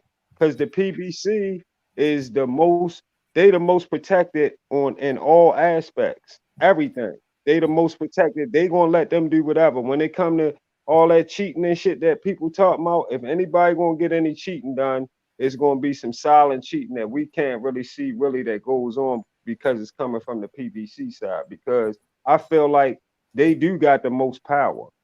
I just feel like or at least they try to act like they do. I'm always respect Top Rank. I like Top Rank as the number one. Top Rank, and I like Maximum. Of course, I like Dazn too. But I'm a respect Top Rank because Bob been doing it the longest. And I respect Bob's resume of fight. I just look at the resume of fighters and the fights that Bob earned and put together, and I just don't think Al Heyman is like a peon to me to Bob Earn, if you ask me. That's just how I feel. Okay. And so there was a second element to this. And the question was, why can't Fury and Wilder fight without a live gate?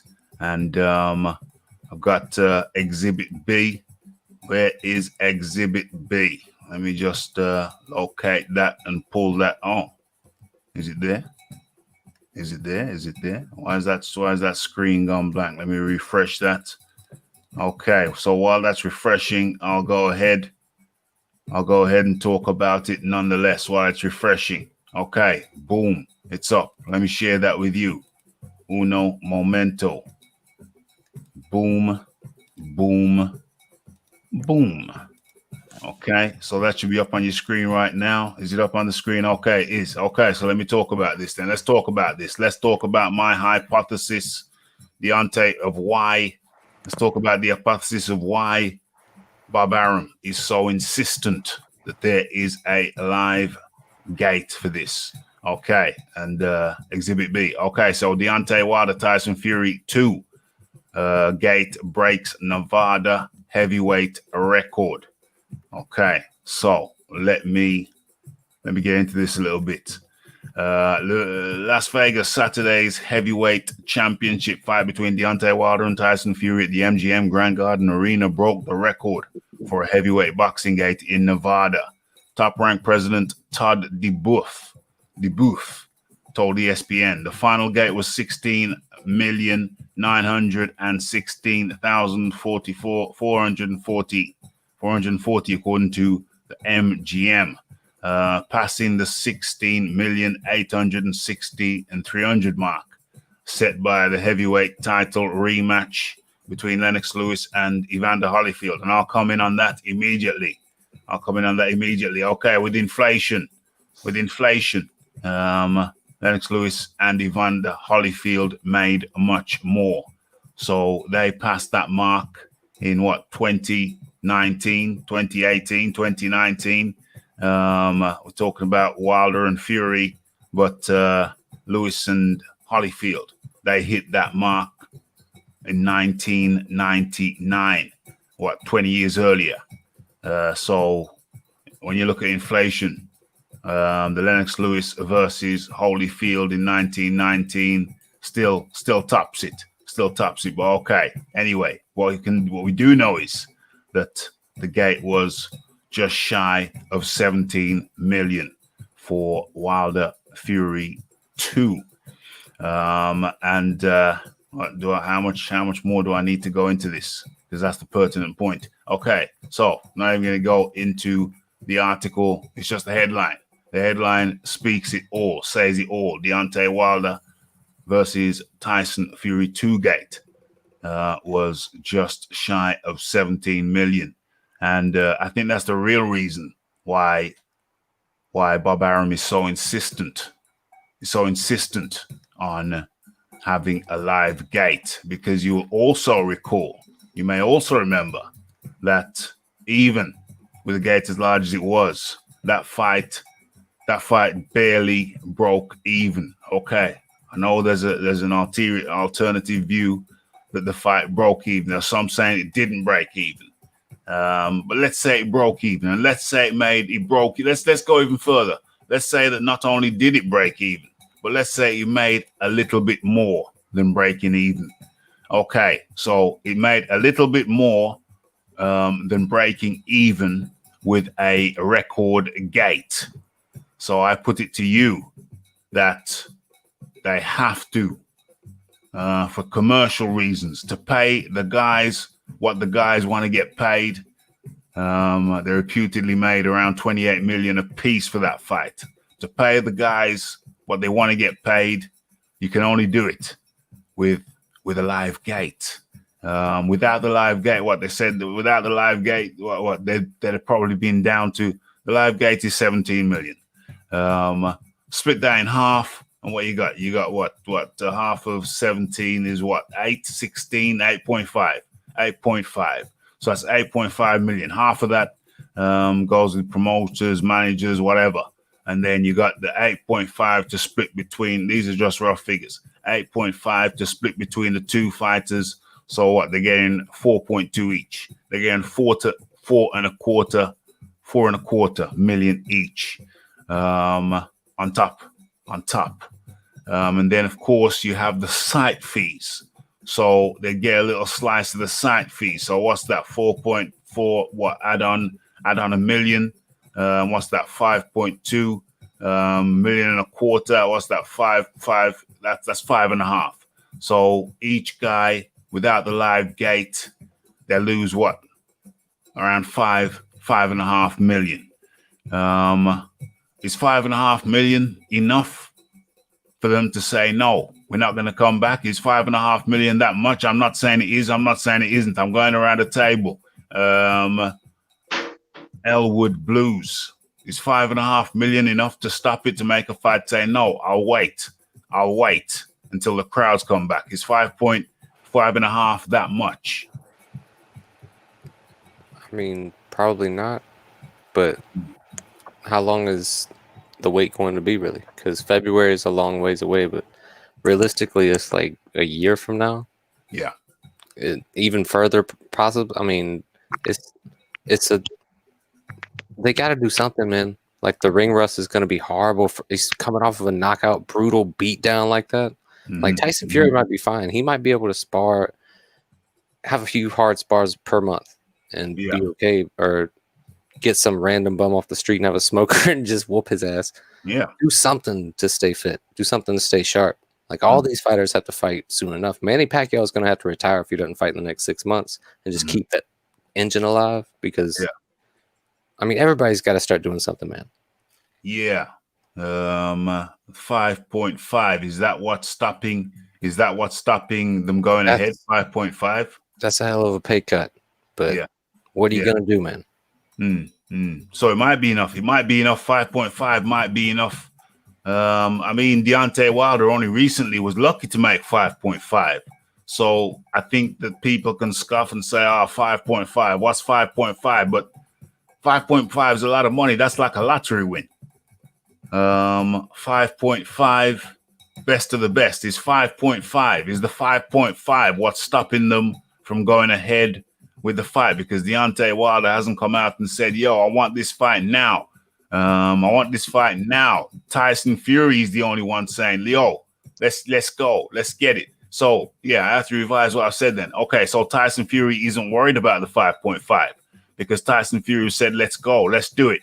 The only person who has not come out and said, let's go, let's do it, no delay, is Deontay Wilder. So it seems like, well, at the very least, the 5.5 might be a factor for Deontay Wilder, whereas it appears not to be a factor for Tyson Fury, because Tyson Fury is saying, come on, let's go, let's do it. Best of the best. Let me ask you something. Didn't they make more than that in the second fight? In the second fight, they're reputed to have made 28 million each.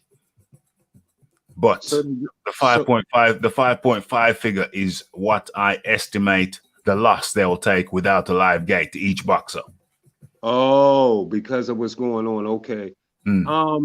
I don't see why the 5.5 would be a problem because Deontay Wilder been making that type of money majority of his career anyway. Yeah.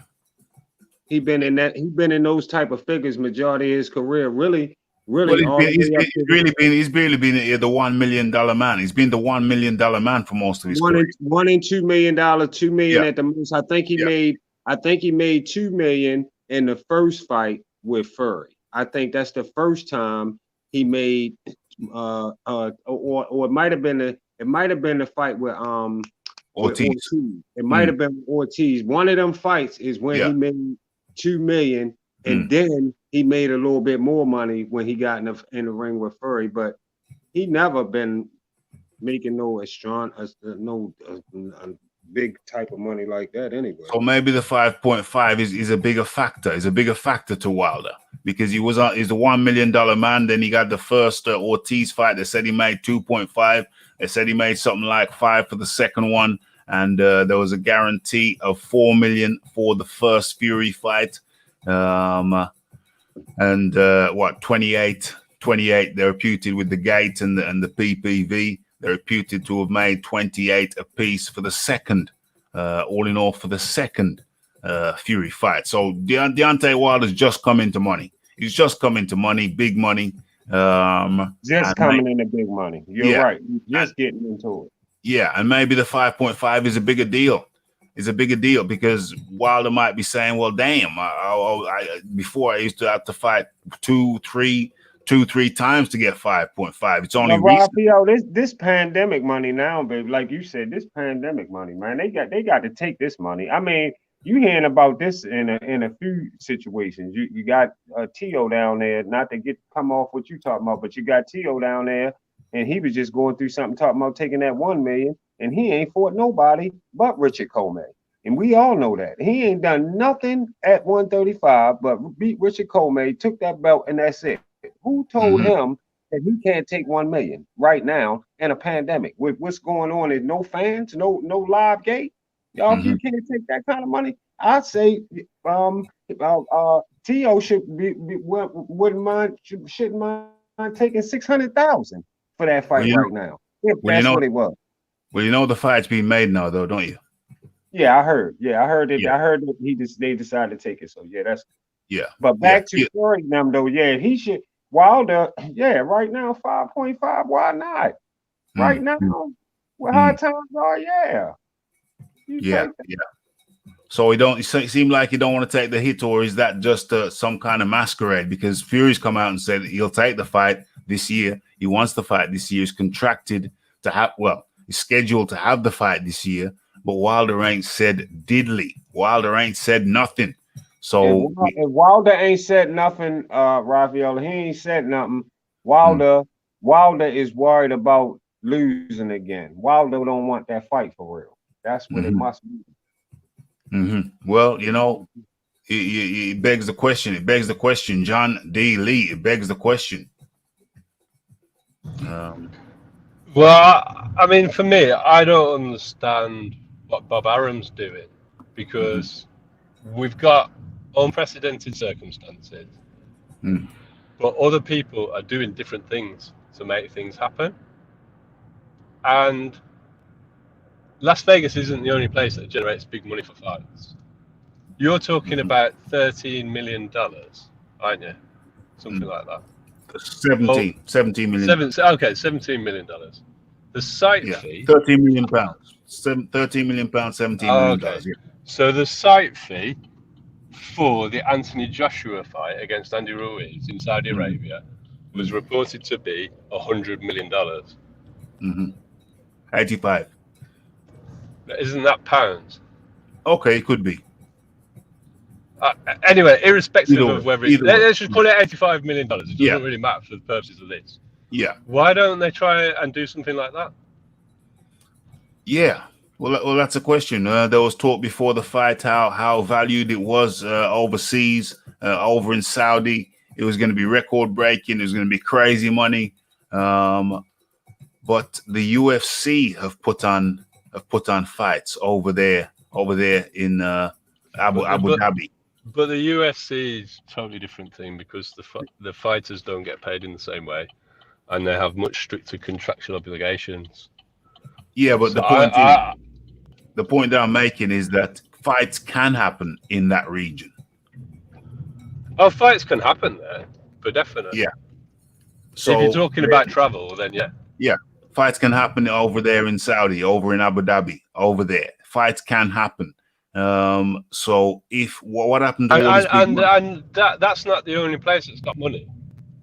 Right. I mean, I know everybody thinks of Africa as being poor, but if you've heard of Dangote and how much money he's worth and how many just Nigerian billionaires there are, it's not that Africa's poor. That's about wealth distribution. Yeah, absolutely. But when you don't have good wealth distribution, it means you have some super rich people that if they wanted to put an event on, they can stump up a massive site fee for it. And there's lots of other places. Yeah. So I don't understand this fixation with Vegas and American pay-per-view. And I'm actually blaming Bob Arum because he's thinking he's not adjusting. He's not adjusting to the new circumstances. So what happened to the talk of best of the best? What happened to the talk about the Saudi money? What happened to the Saudi money? Well, how come the Saudi money evaporated all of a sudden? I don't know. And that was with Bob Arum or Eddie Hearn? Bob Arum. Who was talking about the Saudi money? Well, I don't think it was Bob Arum talking about the Saudi money. I'm talking about Saudi money for Wilder Fury. I don't think Eddie Hearn spoke on it. The Tyson Fury kind of talking about Saudi money. Yeah. I mean, there is one thing that I could see that would block it going anywhere apart from America. And that is Bob is completely beholden to his contract with ESPN. And ESPN care about primetime American TV. Yep, that makes sense. Yep. That's a good point. Can't see the Saudis or others splashing cash anytime soon. Splashing the cash. They splashed it for Ruiz. They splashed it for Joshua Ruiz, though. Have things changed so dramatically that it was available for Joshua Ruiz? I don't think that's a relevant point because the Saudis weren't making money on having Joshua Ruiz there. That's part of a long-term plan, trying to turn their country into a destination for tourism and big events. So it's what's called a loss leader. They're spending money to invest in the future. Last time I double checked, I'm still putting petrol in my car. So I don't know why the Saudis have suddenly lost so much money. I mean, maybe they have. Maybe the lack of flights. I think there's still money. I don't think the money evaporated. I think they still have money, even though it's the COVID era. I think they still have money, even though it's. I don't know how much aircraft fuel would impact on their income, but the amount of money that they've got stored up and the complete control they have over their country. So the site fee might cost them a lot of money. Yeah, but they're in a position to use labour in a way that we wouldn't be able to do in this country, and that saves a lot of cost. So actually putting the event up, they could do quite easily. They could do it quite easily. Is the fight as sought after as? But it doesn't need to be though, because you're talking about losing $17 million. Yeah. So, yeah. But they could say offer 20, 30. They could get a COVID discount as well. Yes, 100%. I don't think the money's dried up over there. I think the people who the people who funded these things, the people who funded the Anthony Joshua versus Ruiz thing, I don't think their money dried up. I don't think their money dried up at all. We're talking about billionaires, not millionaires. So I don't think that they'd have a problem stumping up money for the fights they want. But is this a fight they want? That's the question. Because they have the money. The question is this a fight they want? And also, obviously, like you just mentioned, John, the time zone, it's not friendly. It's not ESPN friendly. And maybe that's one of the reasons why Saudi's been ruled out. He appears to have been ruled out, John Dealey. Well, I mean, the only other thing I would say is who's to say the Saudis wouldn't be happy to put it on at a time that would suit America? We've done it in the UK. Yeah. Because they're staging this event, or the AJ event, they staged that event to show the world and to showcase themselves to the world as a venue for these large-scale events. Yes. And there would be enough noise about them doing it now, when there's not a lot else going on, that they would get similar eyes on them, in my opinion, and possibly a better footfall or better footprint in the American market, which obviously they'd be interested in. Of course. So begs the question, why is Saudi not on the table now? And beforehand, it was talked about as being on the table. They still have to justify it to their own people who are under austerity measures not happening in Saudi. So for whatever reason, Saudi doesn't appear to be on the table. I don't think it's the money, though. I think do the Saudis want it enough? Does Bob Arum hasn't talked about going anywhere other than the USA. Seems like it's going to be in the USA, and they're insisting. Bob Arum is insisting on there being crowds, but we don't know when the crowds are going to come back. It could be a year. It could be 6 months from now. Could be a year from now. So if they keep on pushing it back based on when there's going to be crowds available, that could be one hell of a problem. And I think that leads us to the WBC question. How long do the WBC keep having to put off the mandatory challenger to the WBC belt, Dillian Whyte? Best fights the best. Shouldn't Dillian Whyte, if they can't make this by February, surely the WBC should just instruct them, listen, if you don't make it by February, just fight Dillian Whyte instead. Best of the best. Oh, definitely. Oh, I would love it. Definitely, they might as well let that happen like that. No doubt. I mean, that. And anyway, Dillian Whyte been making so much noise about this situation for so many years or for a long time, and I really want to see Dillian Whyte get a shot at especially if he can get it at Fury or Wilder. But for some reason, I really want to see him fight. I want to see Dillian Whyte fight Wilder anyway. But whatever happens, happens. I don't like the fact that Deontay Wilder has ducked Dillian Whyte for so long. I don't like that fact. I don't like the fact that Dillian Wilder got leapfrogged by Tyson Fury. I kind of accepted it, but I thought I accepted it on the basis that Dillian Whyte would have got his due. Would have got his shot by now, but they just strung it out, delayed it, and kept him out of his rightful position, which is to fight the champion of the WBC. So really, I'm very eager.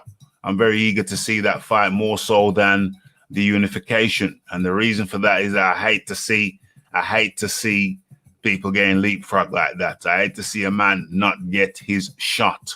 He's been number one ranked in the WBC for 1,000 days, over 1,000 days, and that's just quite simply unacceptable. Deontay Wilder, I hold responsible for that largely, in so much as that he could have fought him. He could have fought him any time over the last 2 years and declined to do so. Career high purses were made, career high offers were made, and Deontay Wilder declined. Said you had to attach Anthony Joshua onto the contract. And then when the Anthony Joshua offer came through, they declined. So all this talk about you got to add Anthony Joshua to the contract, that was naught. That was nothing. That was just a red herring, because when the offer came through, Deontay Wilder ultimately declined. And we're coming to the end of the show now. John D. Lee, your opinion on this thing here? On which one? On well, basically, ultimately, we're in a position now whereby this thing could get strung out for it could get strung out for indefinitely. We're talking about the actual trilogy fight. This could get strung out indefinitely, because if Bob Arum's saying he's waiting till the crowds come back, and we don't know when the crowd's going to come back. Well, it doesn't look good in America for crowds for a long time. So insisting on Vegas and an American pay-per-view seems like a strange thing to do. Maybe they've got an agenda behind it. Maybe they're trying to get out of this fight. Who do you reckon is trying to get out of the fight? I can see them both trying to get out of it, but no one wanting to lose face. So what's the benefit in Deontay? What's the benefit in Wilder getting out? I know Fury. Well, it depends. Trying to make the AJ fight.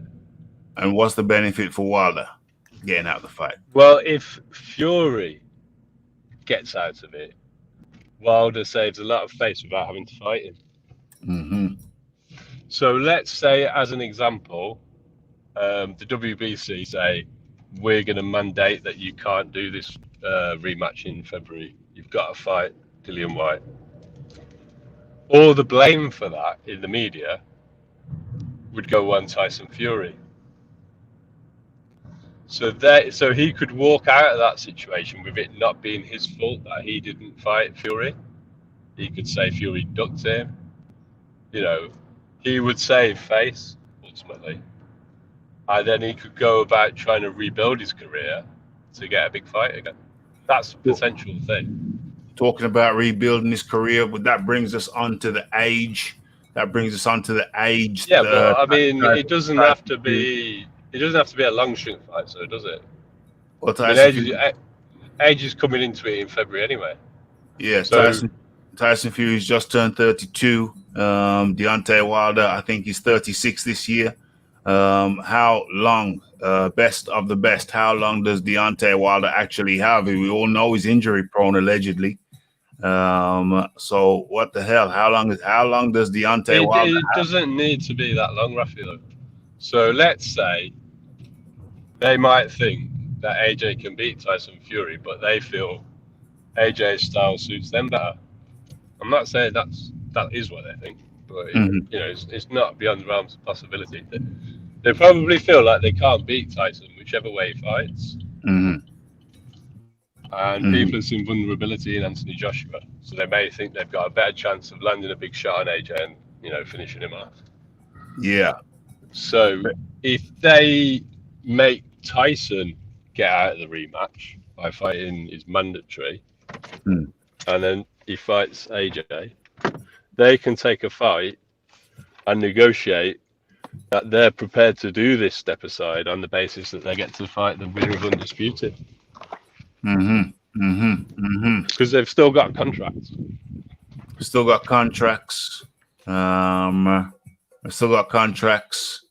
Best of the best. How long does Deontay Wilder have left in the game at the top level? Well, I'm gonna tell you right now, man. The first thing he gonna have he got to make a lot of adjustments anyway, Raphael. He's been on a downhill. It was just a matter of time of him running into somebody that could box. But he can't, if they don't make no adjustments with his style, the downhill drought has already begun. So I don't know if he could turn it around with the talent that's out there around him. Like I said, you can't even put him in with Usyk right now. You can't put Wilder in with Usyk. Usyk gonna kill Wilder. It's not gonna work. So if he don't, and furthermore, I don't mind seeing Joshua and Fury right now. If you really want to ask me, I don't mind seeing Joshua and Fury fight for Undisputed right now. And if you want to ask me who I think will win that, I don't know. I mean, Fury could mess around and beat Joshua with just, I don't know, because I think Fury a little longer, and it's just, I don't know, it's something about, I just think Fury might mess around and win that fight. But I would like to see them two fight for undisputed. Yeah. Yeah, there's a lot of fights we want to see. Just a question now. First things first. When are Wilder and Fury? When is Fury Wilder 3 going to take place? And if it's not going to be anytime soon, might as well get Dillian White in there if he gets past Povetkin. But haven't both Bob Arum and Frank Warren said he's not fighting Dillian White? I'm pretty certain, and we're going to rewatch it, that the UK interview Frank Warren did, he actually mentioned dropping the WBC belt rather than fighting Dillian, because Tyson only wants big fights. Bob Arum's gone on record and tried to use the coronavirus epidemic as an excuse for fighters to not fight the mandatories. That would be ugly. That wouldn't look good for Bob not to let Fury fight Dillian White. I think they're walking around thinking that Tyson Fury is such a big name, he doesn't need a strap. He can trade on his Ring magazine and lineal titles, and it'll still be a huge fight. But I'm not so sure that would work for them very well. Who can Wilder realistically fight as a tune-up for Tyson Fury? I would say Hughie Fury is the closest. Hughie Fury. He's a lesser version. Is a lesser version of Tyson Fury, and I think. Does Hughie Fury step forward? Is Hughie Fury going to step forward enough, or is he going to be on his bike? He's known to be on his bike. He's known to be on his bike, Ralph. He's going to be on his bike. He's not going to be coming forward. He needs to be coming forward. Deontay Wilder needs someone who will come forward, and I don't think that Hughie Fury is it. It needs to be a come forward fighter more than a tall fighter. Yeah. Chisora would be better than Hughie Fury because he's a come forward fighter. Chisora would be hell. Yeah. If Wilder gonna catch Chisora, he better catch him with that one long punch that he throw. But other than that, Chisora would be hell. I've got a name that would be a total tune-up. That would be the right style. Adam Kawanaki. I think he'd knock out. I think Wilder knock out Kawanaki. Yeah, but he is a come forward fighter. He's a perfect fighter. What is the perfect one then? He's a perfect one then because he's a perfect tune-up, like he's saying. He would be a perfect tune-up for Wilder on a comeback. He would look good. He'd showcase real knockout. He's a come forward fighter, so Wilder would actually have to make adjustments to get on, to move backwards, to set himself to throw the right hand, because Wilder's not throwing a knockout punch in the phone booth. Right. He's on the PBC side of things as well. Right. Yeah. As much as White deserves his title shot, I don't care if Fury doesn't fight him because I already know Fury would outbox him with relative ease. Fury might get knocked out. Fury might. Which idiot's that? Fury. Well, you know.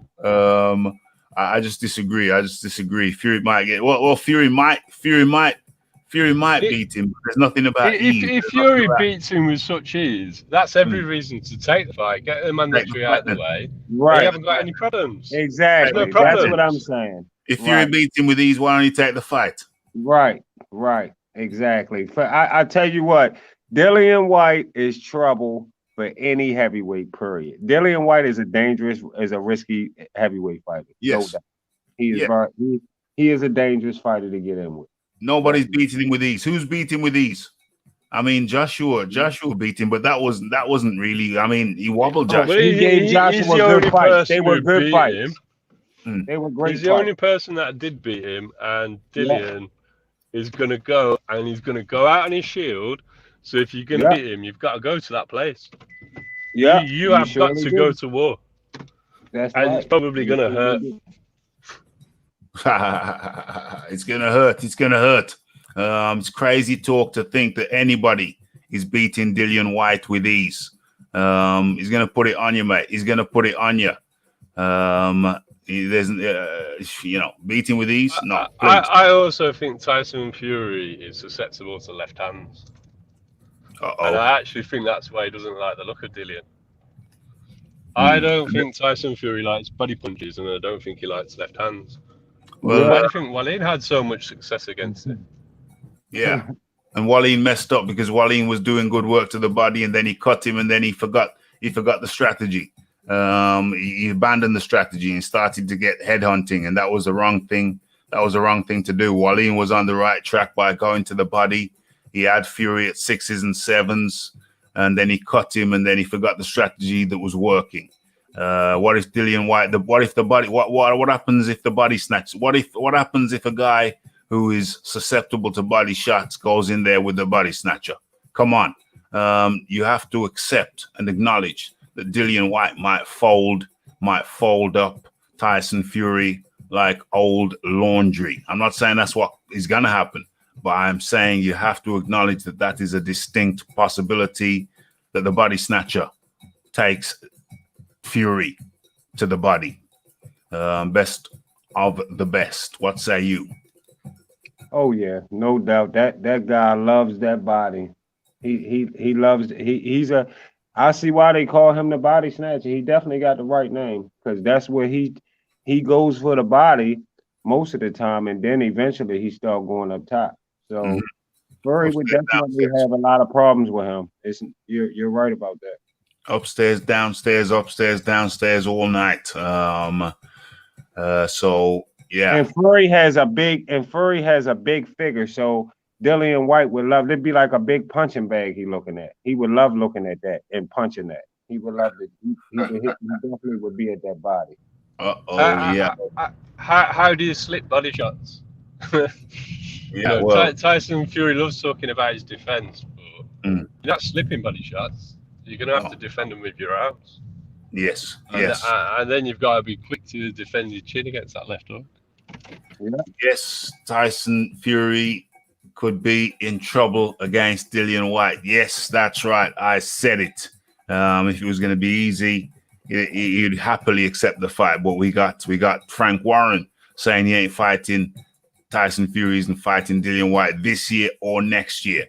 Basically, is that a duck? Is that a duck? Best of the best. Well, first of all, goes out, shout out to Scott. Shout out to Scott 70. And where's the tip jar? Where's the tip jar? Much appreciation, mucho appreciation. JD, the Ali that lost to Burbick beats the best version of Joe Louis. I know a guy here who probably is going to dispute that, but we haven't got time to go through get into that today, John. We haven't got time to go through that. But I would argue prime for prime. Yeah, I can see how Joe Louis beats him without the fight. Yeah, well, we've had that debate. We've had that debate. We ain't got time for that. We haven't actually had that debate, Ralph. We've just had the debate about who's the greatest. That's a different debate. Who's the greatest? Okay, I see what you're saying. Okay, that's a good observation there, and we move on. Much appreciation, though. Excellent fight, though. We'll just leave it at that. But excellent fight. Excellent fight. Excellent fight. We'll leave it at that for now, because as you know, as everybody knows, we're coming to the end of the show. And where are we now? Much appreciation goes out to Scott 70. Never be afraid, people. Never be afraid to touch that super chat button and show your appreciation. And for sure, never be afraid to touch that like button. Hit it up if you've enjoyed the show, this impromptu show. Smack that like button. Don't be afraid to smack that share button. If you have not subscribed, don't be afraid to hit that subscribe button. And hit that bell icon and make sure you set it to notifications so you don't miss. And who do we have here? DJ Georgie Porgy up in the building, always showing support. How do you do? Yeah, and of course, Cal L is up in the building. I don't know if there's many places for us to go. I think we've pretty much touched on everything I wanted to touch on, other than to say that it's shameful. It's shameful that we got Frank Warren, we got Bob Arum talking about Tyson Fury not facing his mandatory. So we had one duck. We had one duck in, what's his name there? What's the guy's name there? Wilder. We had one duck in Wilder. And now it appears we may have another duck in the form of the self-proclaimed Gypsy King, ducking White. Is White the most ducked man in the heavyweight division? Best of the best? No doubt. Hands down. No doubt, hands down. John D. Lee, is White the most ducked man currently in the heavyweight division? No. AJ is. AJ is. How you right there? Dillian ducked AJ. Dillian was offered the Wembley fight as well. Three men ducked AJ for that one fight. Ortiz ducked him. Kaunaki was busy when they didn't have an opponent after. Kaunaki was surprisingly unavailable. He just wasn't after his buddy. After his buddy, Big Belly Miller got popped. Kaunaki, surprisingly, who was training with Miller, was surprisingly unavailable to fight Anthony Joshua. Obviously, Wilder's ducked him on multiple occasions. Mm-hmm. Vlad didn't call the rematch clause. I mean, I'm not really going to hold that against Vlad. No. He went out on his shield. He passed the torch to the younger guy. And Vlad gets a lot of credit for his performance in that fight from me. But he had the option to do the rematch. They didn't announce their opponent waiting for Vlad to see what he was going to do. Yes, indeed. Yes, indeed. So, indeed. You know, if for somebody that's supposed to have this glass chin, there's an argument to say that he's actually the most duck fighter in the heavyweight division. OMG. Yeah. That's a good call. That's a good shout. But I have to finish this by saying, yes. Justice for Boxing up in the building. L Dog up in the building. Scott 70. To finish this up, I have to say that this ducking, this flagrant ducking of the mandatory, Dillian White, it's got to stop. It cannot be accepted. It cannot be accepted in civilized society. This level of duck soup will not be. We're not going to drink this duck soup. Are the boxing public going to drink this duck soup being served up first by Deontay Wilder and now by self-proclaimed Gypsy King, Tyson Fury? The duck soup is unacceptable. I shall not partake in the duck soup. Drinking lean. Not gonna partake in this duck soup. Let's get this shizzle on the road. Let's get Dillian White in there.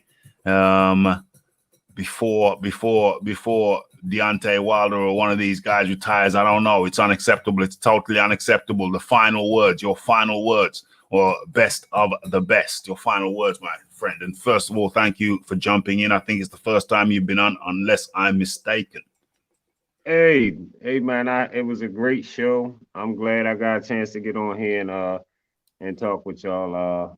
And I guess I hope eventually, everything come back together as far as the boxing world, because I know a lot of us feeling it's crazy right now with how things coming back and how it's taking slow. It's just it's a slow process. So, we gotta just get through it. But we'll just keep doing what we do as far as coming on these shows and just talking about what we can talk about. And I got a show. A show should be coming on tomorrow in the morning on managers far as managers making fights, because I'm tired of hearing about these guys being their own bosses. So if y'all get a chance and you see it come through there, a spade is a spade, come check me out. I'll be dropping that tomorrow. 100. Man, I'm glad I got to meet everybody. Definitely a great show. Had a great 100%. Much appreciation goes out to the best of the best. He's got his own channel. I checked some of those videos myself. Be sure to feel free to go over there and check out Best of the Best. Best of the Best is good that you got on. You're most welcome anytime I'm live. Feel free to drop in and share your views and opinions. Much thanks goes out to the best of the best. Much appreciated. Have a blessed day, my friend. Y'all take care, man. All right, bye-bye. Take care of yourself. And then there were two. John D. Lee, your final words. Champions fight the mandatories and defend the titles. Dillian has to be fought. He's got to be fought. And I can see a situation where he gets elevated to the WBC title. And if that does happen, I hope AJ just fights Dillian for undisputed. Yeah. Because Dillian will actually deserve it, because nobody wants to fight him. I don't think the WBC are giving him anything. They'll put an obstacle in his way, which I'm sure he'll accept. They probably will.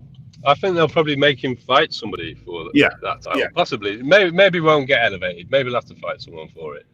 Yeah, I think they'll have him fight someone for it. Well, I think AJ's going to have two fights before he fights for undisputed anyway. Very, very possible. That wouldn't necessarily get in the way of that happening. Unfortunately, there will be people arguing it's not undisputed, and they will have an argument because Tyson Fury will still be knocking around. But if Fury just fought Dillian, beats Wilder, and AJ fights Pulev, that is a truly undisputed #1 heavyweight champion, whatever the outcome. Even if it's Pulev versus Wilder, whoever it is, whoever's got the belts. Yeah, they'll be the #1, and there won't really be any arguments. They'll be #1. So why can't we just do things properly? Why can't things just be done properly?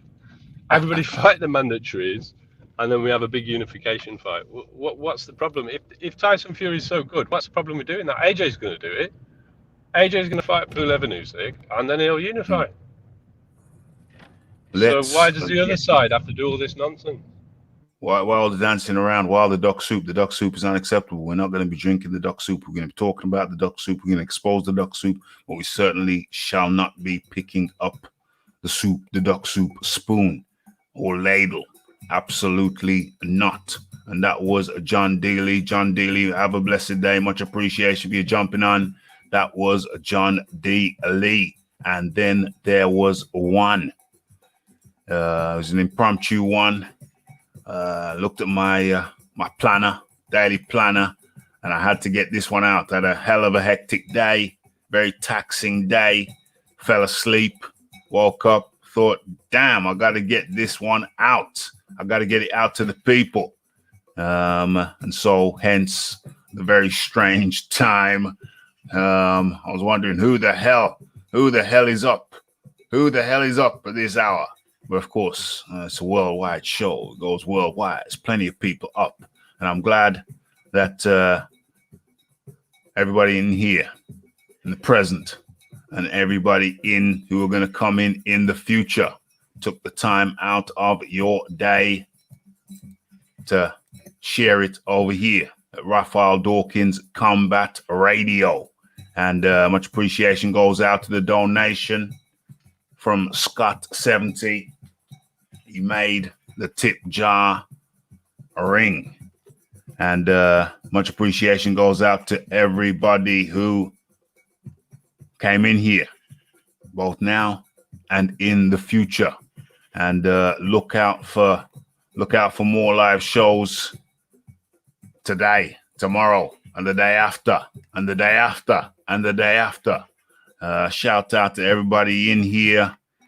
Justice for Boxing, Scott 70, L Dog. Who else we have? DJ, Georgie, Porgy, Cal L.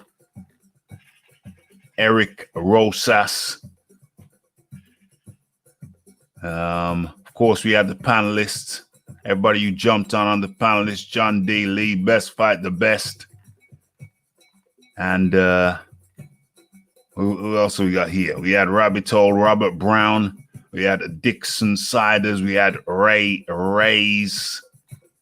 And many. Tanaris Robinson, early out. Charles Miller. And of course, Elwood Blues, who was good enough to jump on the panel as well. Okay, so look out for more lives. Look out for more videos. Don't forget to hit that like button. Don't forget to hit that subscribe button. Don't forget to follow me on Twitter. And it's the Raphael Dawkins. It's the Combat Radio. It's the like. It's the subscribe. It's the comments. It's the shares. And it is the hitting that bell icon to stay updated with news and notifications. Okay, and that's it for now. Thanks for jumping on. And I'm out.